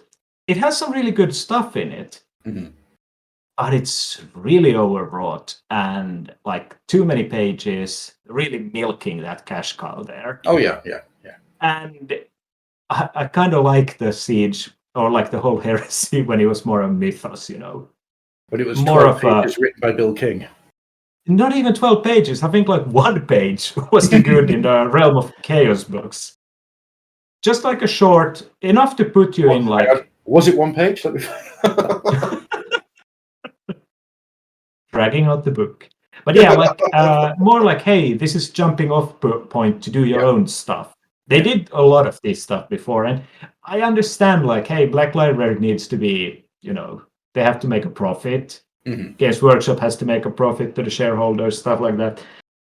but it's still like it's not great literature. It's pulp, and I think like 40k and Warhammer generally works best as short stories, where you just get into the gist of whatever it is, and you don't have to worry too much about the whole mess.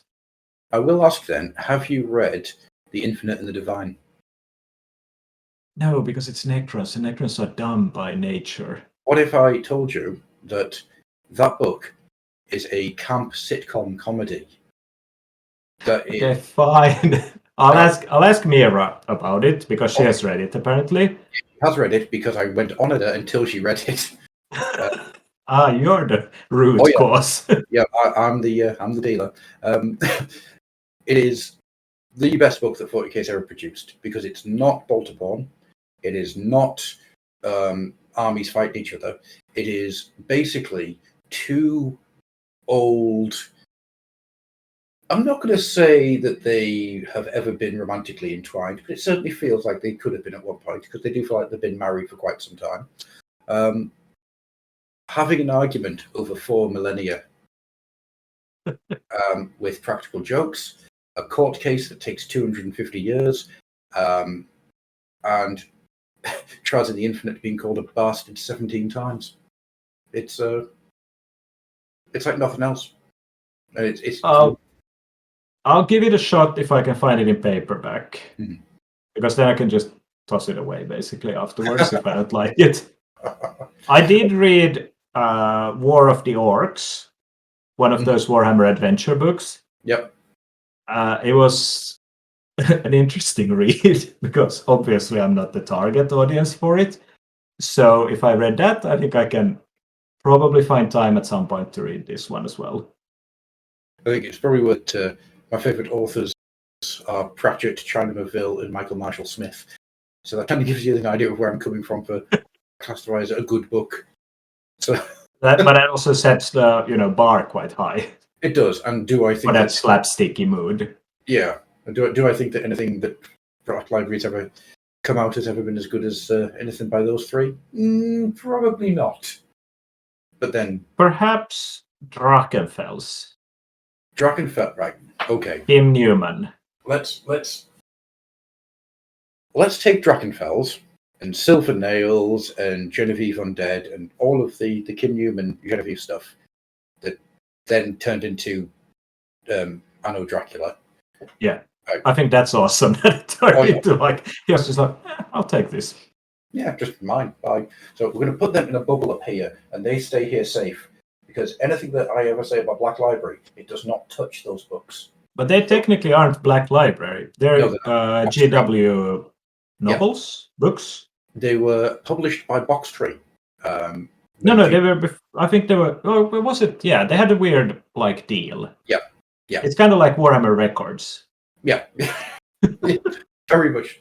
You gotta love the fact that Wraith and bands have it's just beautiful. What kind of metal band signs to a toy company and be like, hey, can you put out our album?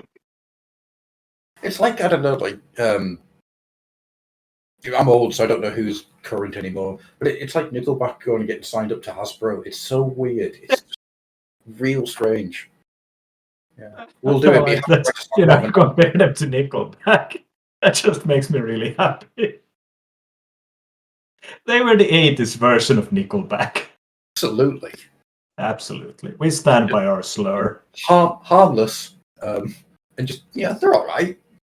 Yeah. Nothing wrong with them, I'm partial to a bit of Nickelback. Nickelback did the best disco song of the 2000s. I'm sticking my claim in there. It's called She Keeps Me Up. Probably not going to touch that. That's entirely up to you. Just let you know. They did a song called She Keeps Me Up, and it has the words Coca-Cola roller coaster in it. And that's all you really need to know. That's one hell of a line. Coca-Cola roller coaster. Anyway, right. Moving on swiftly, before I start singing, because nobody wants that to happen at all. Where was I going to go? Oh, yeah. Right. So, Drachenfels, all that stuff. That is this weird proto-Warhammer that exists, and it exists in its own thing. And in my head, I've decided that is the Hero Quest world. That all of Hero Quest ties into Drakenfels, and I'm happy to keep it that way.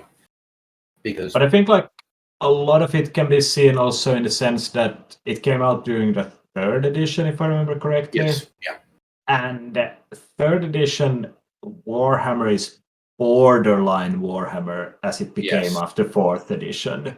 yeah, It's a very different world. It has a very different mood to it. absolutely, it does. So it's kind of like comparing Old World to Age of Sigmar. That's actually In a way. There's a lot of DNA where you can see where stuff came from if you're aware of both. But they are very different. Yeah. Especially like 2nd edition Warhammer. Oh yeah. Where the names were just like names. They didn't have this connecting tissue to it. No, it was trying to do a D&D basically. Here's just a scenario, you go and do your thing. Yeah. I think they missed one thing when they haven't brought back, as far as I know, Heinrich Kemmler for Age of Sigmar. No, He's the first special character made. I thought they were going to. I honestly thought. It seems like why not? They're leaning so heavily on that nostalgia, milking it so much. So why not bring him back? Well, because the way Heinrich Kemmler dies at the end of the Old World is he turns to chaos. So bringing him back is real easy. He's just been in the realm of chaos. Yeah, and it could even like open up for having some kind of like undead chaos thing. Absolutely, yeah. So there's a lot of different spins they could take with it. They're already allowed to do it if he's getting a piggyback from Krell. Oh, we need Krell.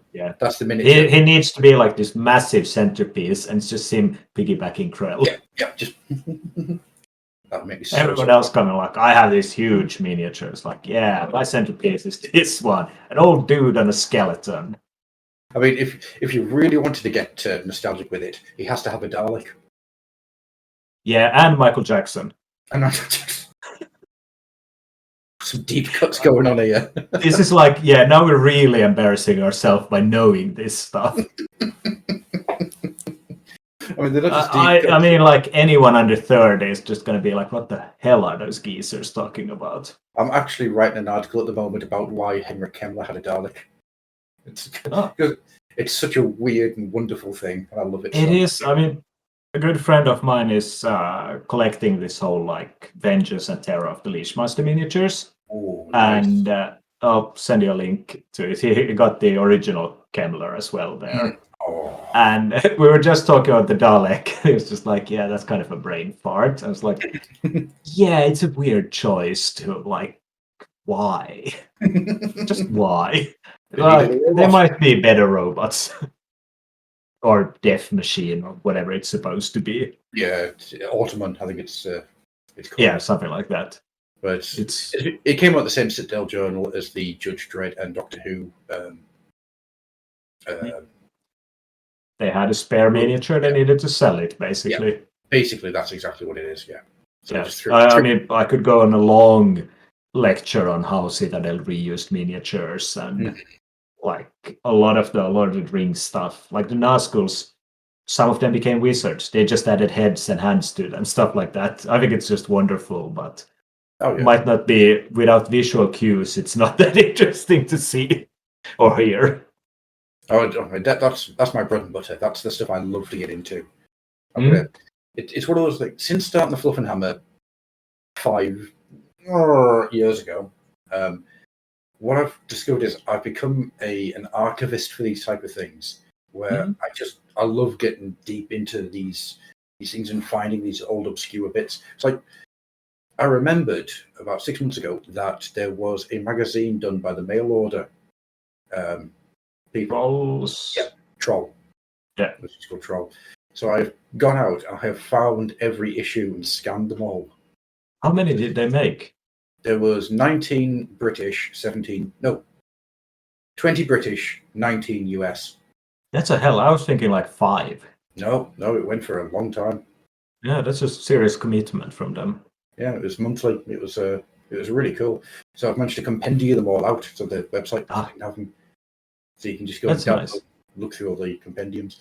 Because I can't be done for that because they were free. So I cannot be attacked.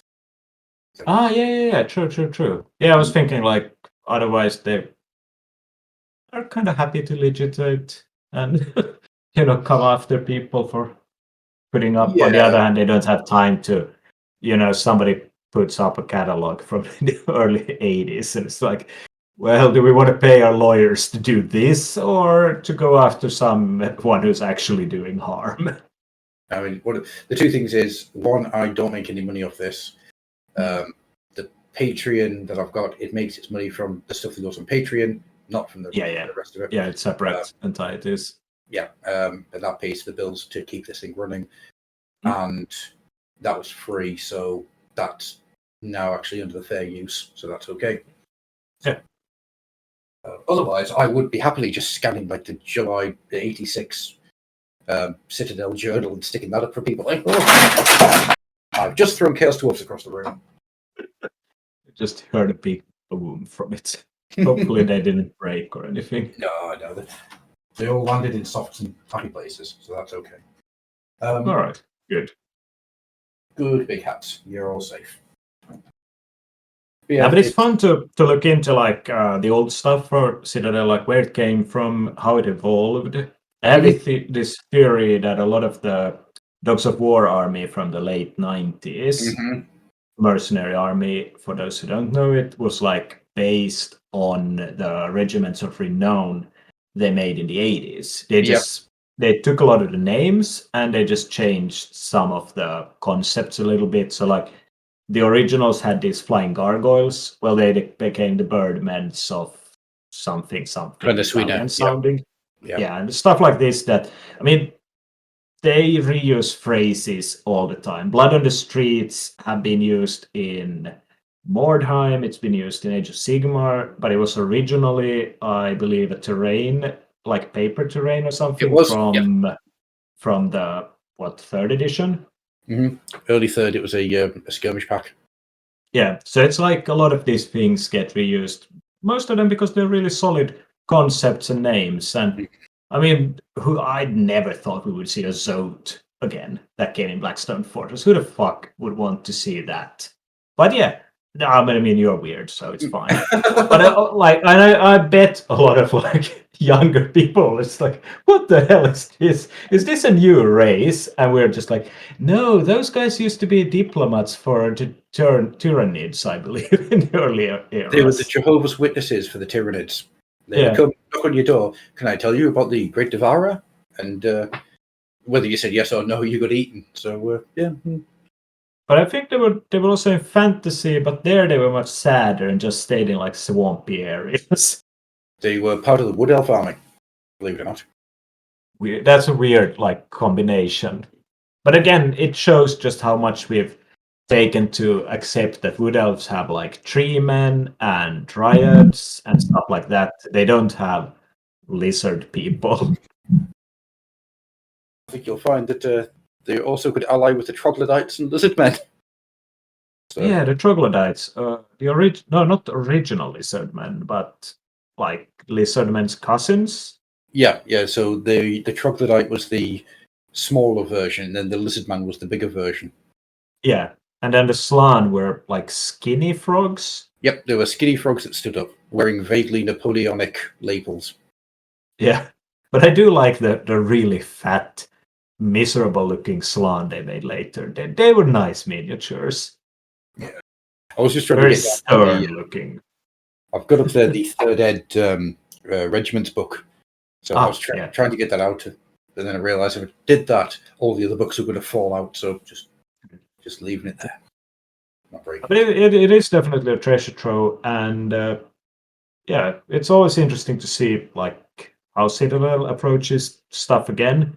Mm-hmm. I was kind of hoping for something like that with Curse City, the Blackstone era, where it was a ton of these concepts were brought back. I was like, geez, we could get get like a plague cart, or there are more modern plague carts, but that would have been an interesting one, or any of those night horror range of like ghosts and creepy crawlies and ghouls, stuff like that.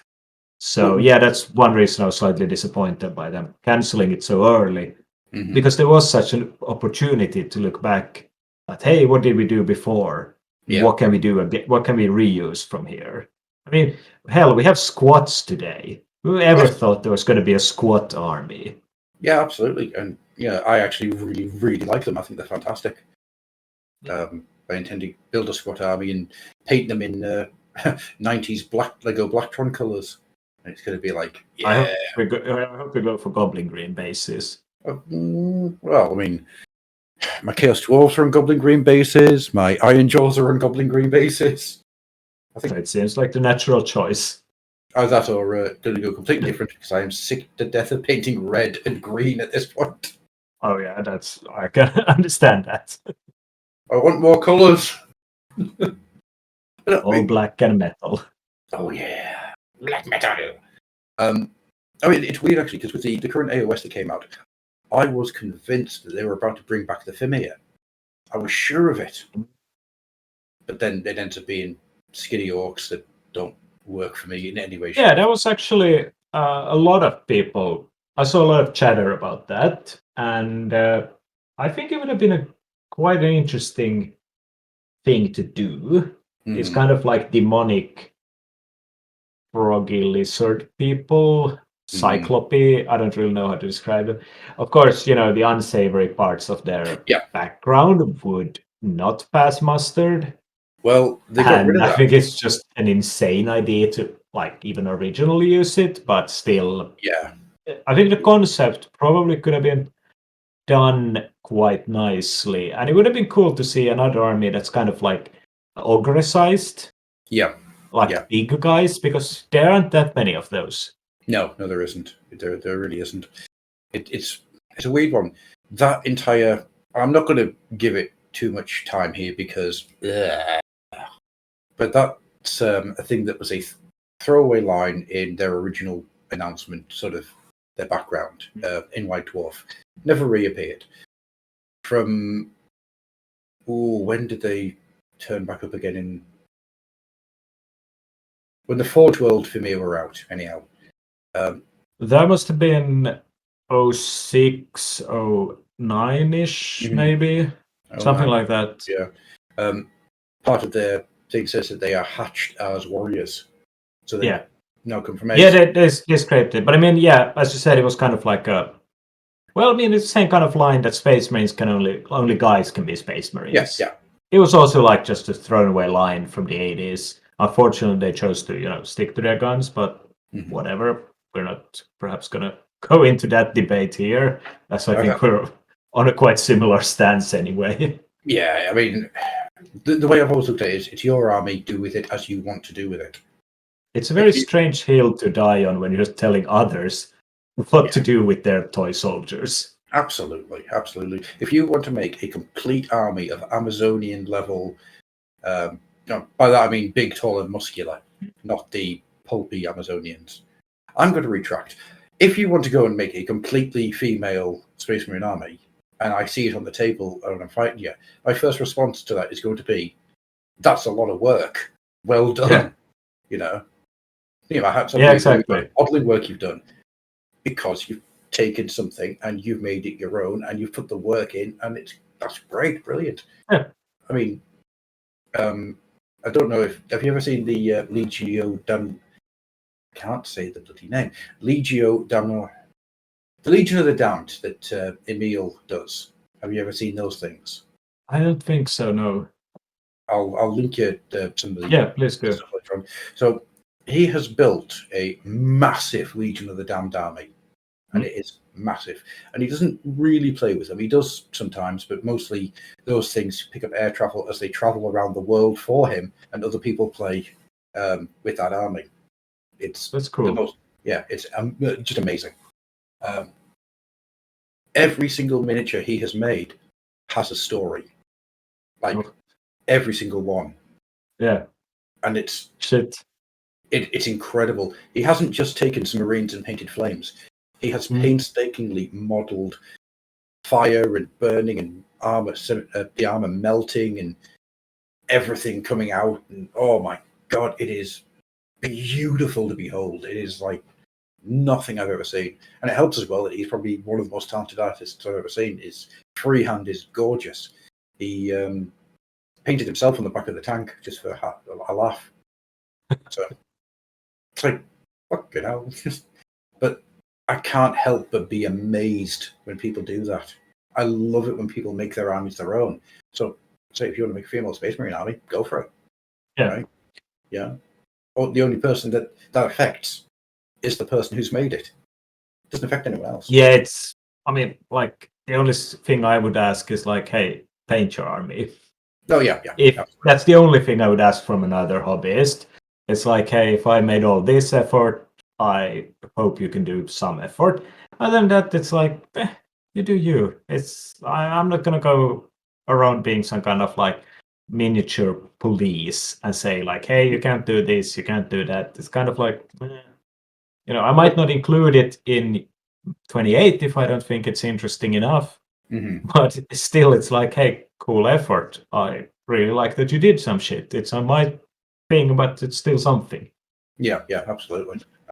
I mean, I love playing games. I'm aware that it's getting quite late, so we'll start wrapping up shortly. I told you this was going to happen. I enjoy playing them. I love playing the games. I am a massive player of things like the original Warhammer Quest. That game will still come out and have time on the table whenever I can. Hero Quest will. Advanced Hero Quest will. But then stuff like Blackstone Fortress as well. I love the act of playing games, and I love it as a social experience. I'm not there to win, I'm there to have social time. For the personal part of the hobby, I love modelling, and I love seeing other people's modelling. I will happily spend time just watching somebody sculpt, or somebody just go like swing a camera around their army and explain what they did to do all the parts of their army.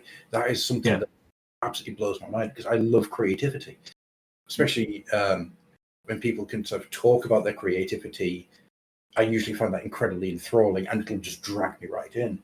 So if you do whatever you do to your army and you start talking to me about it, chances are the game is going to stop for half an hour, because I'm going to want to know. Oh yeah. That's a big part of the hobby. And I come from my era, the era that I came in at.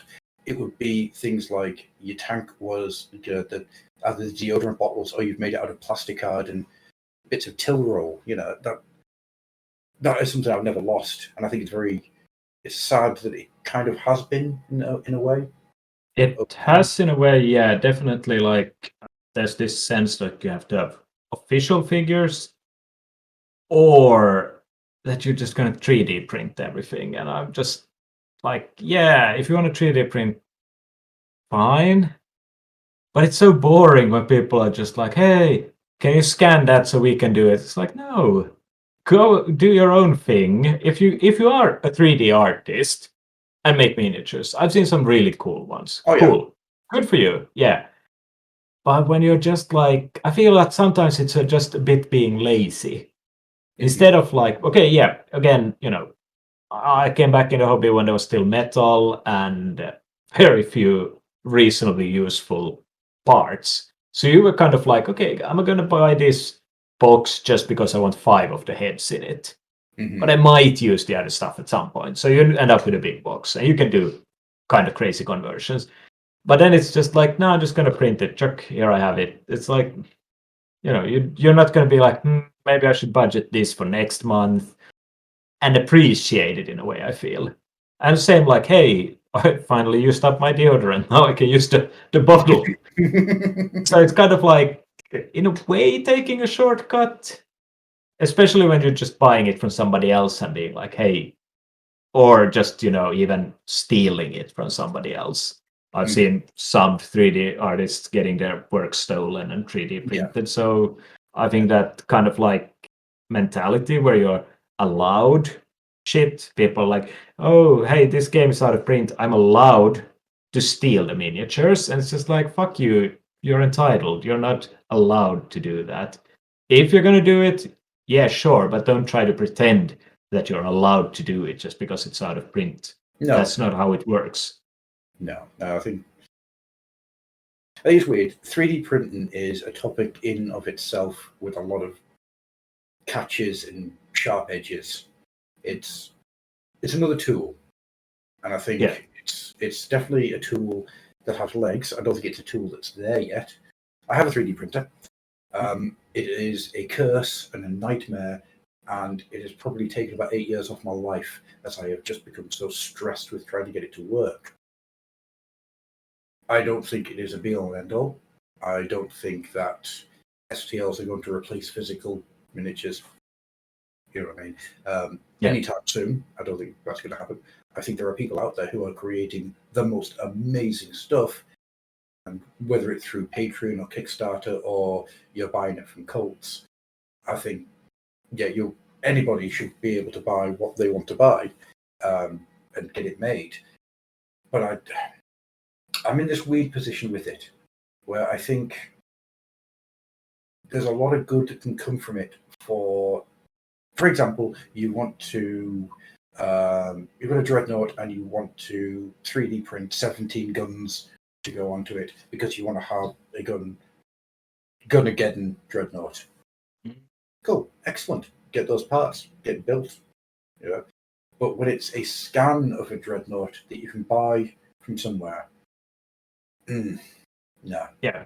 And then it becomes again like this illegal copying, and I think it's I don't know. I'm not super thrilled by people just brazenly stealing and not and trying to justify it. I think is the worst. It's like, oh, but I can't afford. It's like, yeah, I couldn't afford when I was a kid. I saved up money. I can't afford everything I want, so I budget for what is my priority. Yeah, stuff. Absolutely. So it's like I enjoy what I have. Yeah, and I think that kind of makes it something.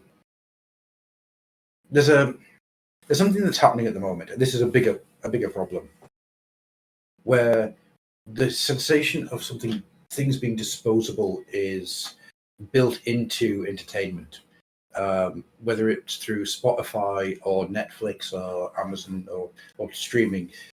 Stuff seems to be easily forgotten. Yeah, it's kind of like the flavor of the moment rather than. Whilst, if you went to rent an old VHS or DVD or whatever, you had a ritual to get through in order to get it, which means that you've worked and that thing stays in your mind. Something like, for example, out of my head, the film Metal Beast, which is a load of soldiers fighting a cybernetic werewolf. It's absolutely shit, but it's in there because there was that ritual. If I watched Metal Beast on Netflix one night, chances are I wouldn't remember a single thing about it because there's no ritual. It is a thing that it is instantly disposable. And I think that's a lot of an issue when it comes to 3D printing and being able to steal a digital file. It becomes disposable. It doesn't mean anything anymore. Whilst the act of paying money for something gives it meaning. The act of buying something to take out the box to build, to paint, gives it meaning. 3D printing it loses some of that weight, that emotional weight, if that makes sense. I think.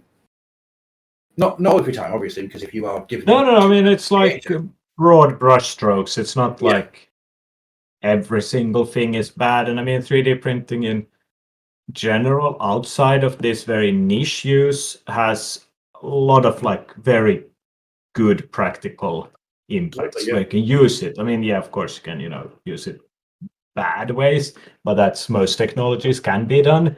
But I mean, it ends up people are like, oh, it's just for miniatures. And you're just like, it's kind of like, I think miniatures is probably a very tiny slice of where it's used.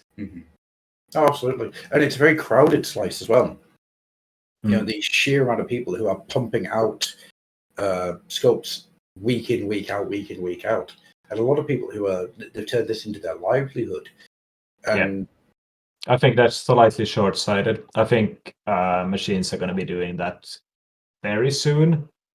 And then basically you're cutting out the sculptors. You're just writing in like, hey, I want this miniature. It's going to steal images from databases and be like, okay, here you have your miniature. And it's even worse. Yeah, the AI painting apps, which Yeah. I would happily set all of them on fire, to be honest. As a struggling artist. Yeah, like AI images are.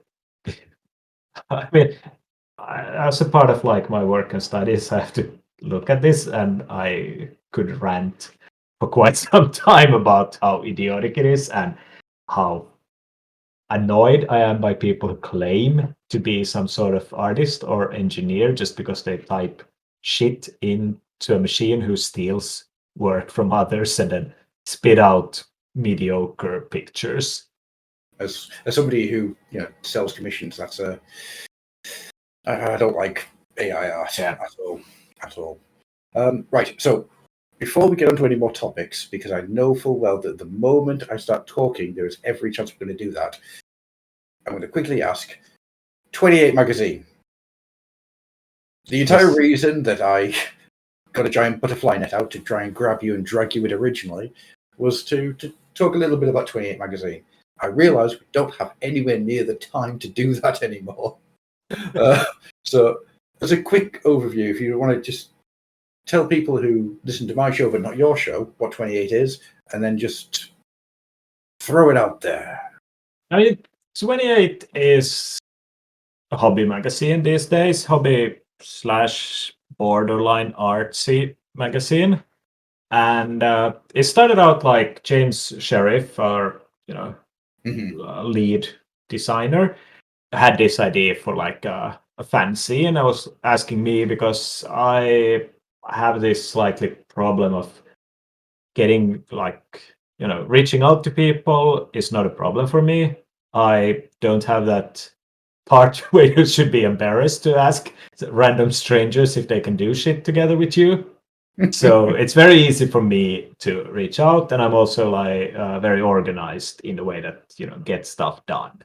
And I felt like if somebody's going to do a magazine about originally Inquisitor 28, it should be me. I want to do it. It shouldn't be somebody else. I know what I like, and I want to force this vision on others, basically.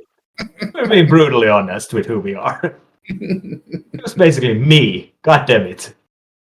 So, yeah, it started out very much focused on 40k, Necromunda a bit, Inquisitor, some Age of Sigmar, stuff like this. Basically, me bothering people and saying like, hey, can you write an article? We like your stuff. Can you send us some pictures? And for some reason or other, people like it. So we were like, okay, well, let's keep doing this. And we put out 4 volumes. We call it volumes because they're so bloody heavy that it is really a volume, not an issue anymore. 4 so far. The 5th has been kind of in development hell for a while now. We have all the stuff we need. The editors just need to edit it. So, don't bother me, bother them. But I'm not going to name and shame. They know who they are. And yeah, we've been kind of branching out as my tastes basically have evolved. So we include old Hammer stuff. We did briefly have a little bit of turnipy stuff in it when Nick Evans, who does Planet 28 and Brutal Quest, these kind of games, wrote about like expanded visions. And then we have some fun or provocative articles, our miniatures art, our Space Marine gay, stuff like that. Can it be female Space Marines? Stuff that, rankle people for some reason who takes it, as we talked about, too serious and just like, eh. So yeah, it's like miniature, some art as well, because sometimes you just see like really good artists and be like, hey, do you want to showcase your art in our magazine? And the whole thing is obviously free. Can get it from 28/mag.com. I should know our website, but just Google 28mag. I thought it was just 28mag.com. 1 second. I think it's slash. Oh no, what's that, straight line called? Yeah, 28 dash. Dash. Yeah, sorry, my bad. And so it can be got from there. Then we have our podcast 32, name change pending, where we usually talk about something that's interested us. That was one. We also stepped in some hot water when we talked about the Warhammer books and non-miniatures related games. Some people got really offended by us having, the audacity to talk about something else than what they wanted to hear about. But basically, it's like, hey, this is something we like. We're just gonna, try it out and talk about it. We might watch Warhammer Plus and mock it. I'm going in with a mocking perspective. I haven't seen anything there yet, but we'll see. And our latest endeavor, which actually is like kind of slimmed down version, where Pierre Martel, he does a lot of funny / weird comics, and Paul, our art guy, and I put together this small comic scene, Skulls. That's just like short stories and comics. It's all very crappy, but like done with a good heart. Mm-hmm. It's what we would have done if we would have been around in the 70s, basically. You've got a little bit. What was his name? The fabulous Freaky Brothers. Nope, the guy's name. I had it for a second and it went again. So all right. But yeah, no, it's like very easygoing stuff. That's Skulls is supposed to just be like minimum effort on our part as a way to showcase people who might like to draw a comic but feel like, hey, I'll never get published like in a serious place, and we're very like unserious. That's worth knowing. You might get inundated with stupid ideas. I like anything that comes. I read it. If it's too long, I'm not going to read it. So, 4 pages, please, max. But yeah, I'll read it. If I don't hate it, I'll probably like send you a note and be like, write better next time. Or just be like, hell yeah, I like this. This is weird. Some of those stories were just so odd. I was just like, fuck yeah. People are doing odd stuff. The more Ian Watson, the better, is what you're saying to me there. Absolutely. Yeah. And like, it doesn't even have to be, sci-fi. Yeah. I look forward to a noir take on a stay-at-home mom in like 1922. So anything really can be written. We'll see what ends up in the scene. I've had for years the idea of a series of short stories dedicated to the haberdasher of the Chaos Dwarfs. The guy that goes around to making those hats and what he has to go through in order to get the material. And it's been in the back of my head for years, so it's a hard knock life. Very much so. So yeah, basically like 28 is us sitting on our asses trying to, put out stuff we like. We even have like a couple of games on our website now when people who do free games are like, we were like, hey, you want some exposure for your odd idea, and we get a decent amount of readers. So, they're there, they're free. People can download them or not. Oh, and we do have a small range of miniatures coming out. Oh, cool. Fist in the eye miniatures. Not serious miniatures for not serious people. It's actually an expression in Finland. It's like, you guys say it fits like a glove. Mm. Yeah, for us it's a fist in the eye. They're, brutal. But yeah, we're doing like fantasy because it's easier to turn fantasy into sci-fi, and we're all about cheapness. Yep. So the first one is an explorer made by the concept was by Nikki Grillette. She used to work for Games Workshop as a concept artist. Mm-hmm. And Andrew May from Meridian Miniatures. He does these super weird black crab miniatures and medieval marginalia, among other things. He sculpted her for us. And then we have some orcs coming out as well. And depending on if they sell, if we get enough money to ask people to sculpt more, we'll make more. If they don't sell, at least we have some miniatures we like. Yeah, absolutely. I mean, you never know unless you try. Yeah, exactly. It's more like a fun side project where we, ask friends to, like, here's some money, sculpt something for us, and then we'll see if we can sell it. Absolutely. There's a quote actually in it's in the rule book for Second Ed 40k, and it is, "Who is to know what is possible until you've attempted the impossible and succeeded?" That's exactly true. Yeah. And it's one of my two favourite quotes. The other one, of course, being, "Man will never be free until the last king has been strangled by the entrails of the last priest." But, one's from a 40k rule book, one was carved into a toilet. Entirely up to you.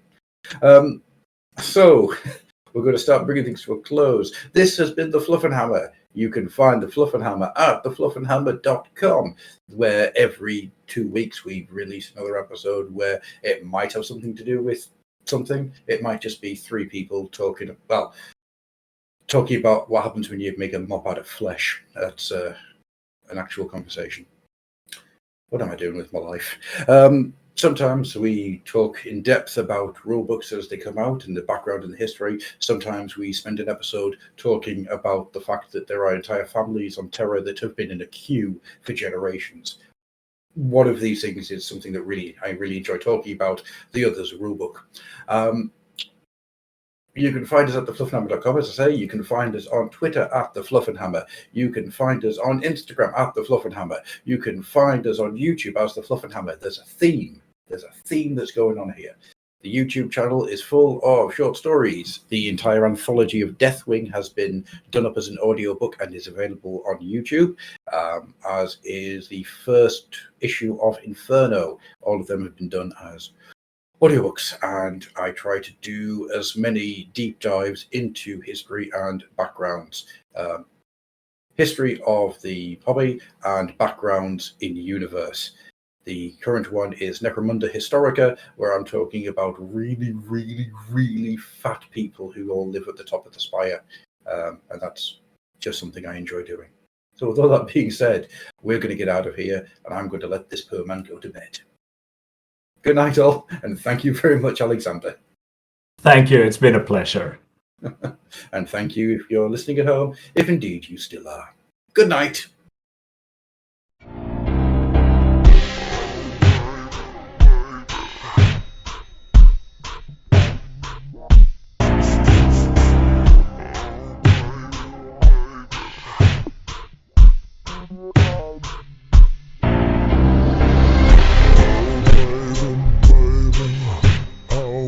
I suppose to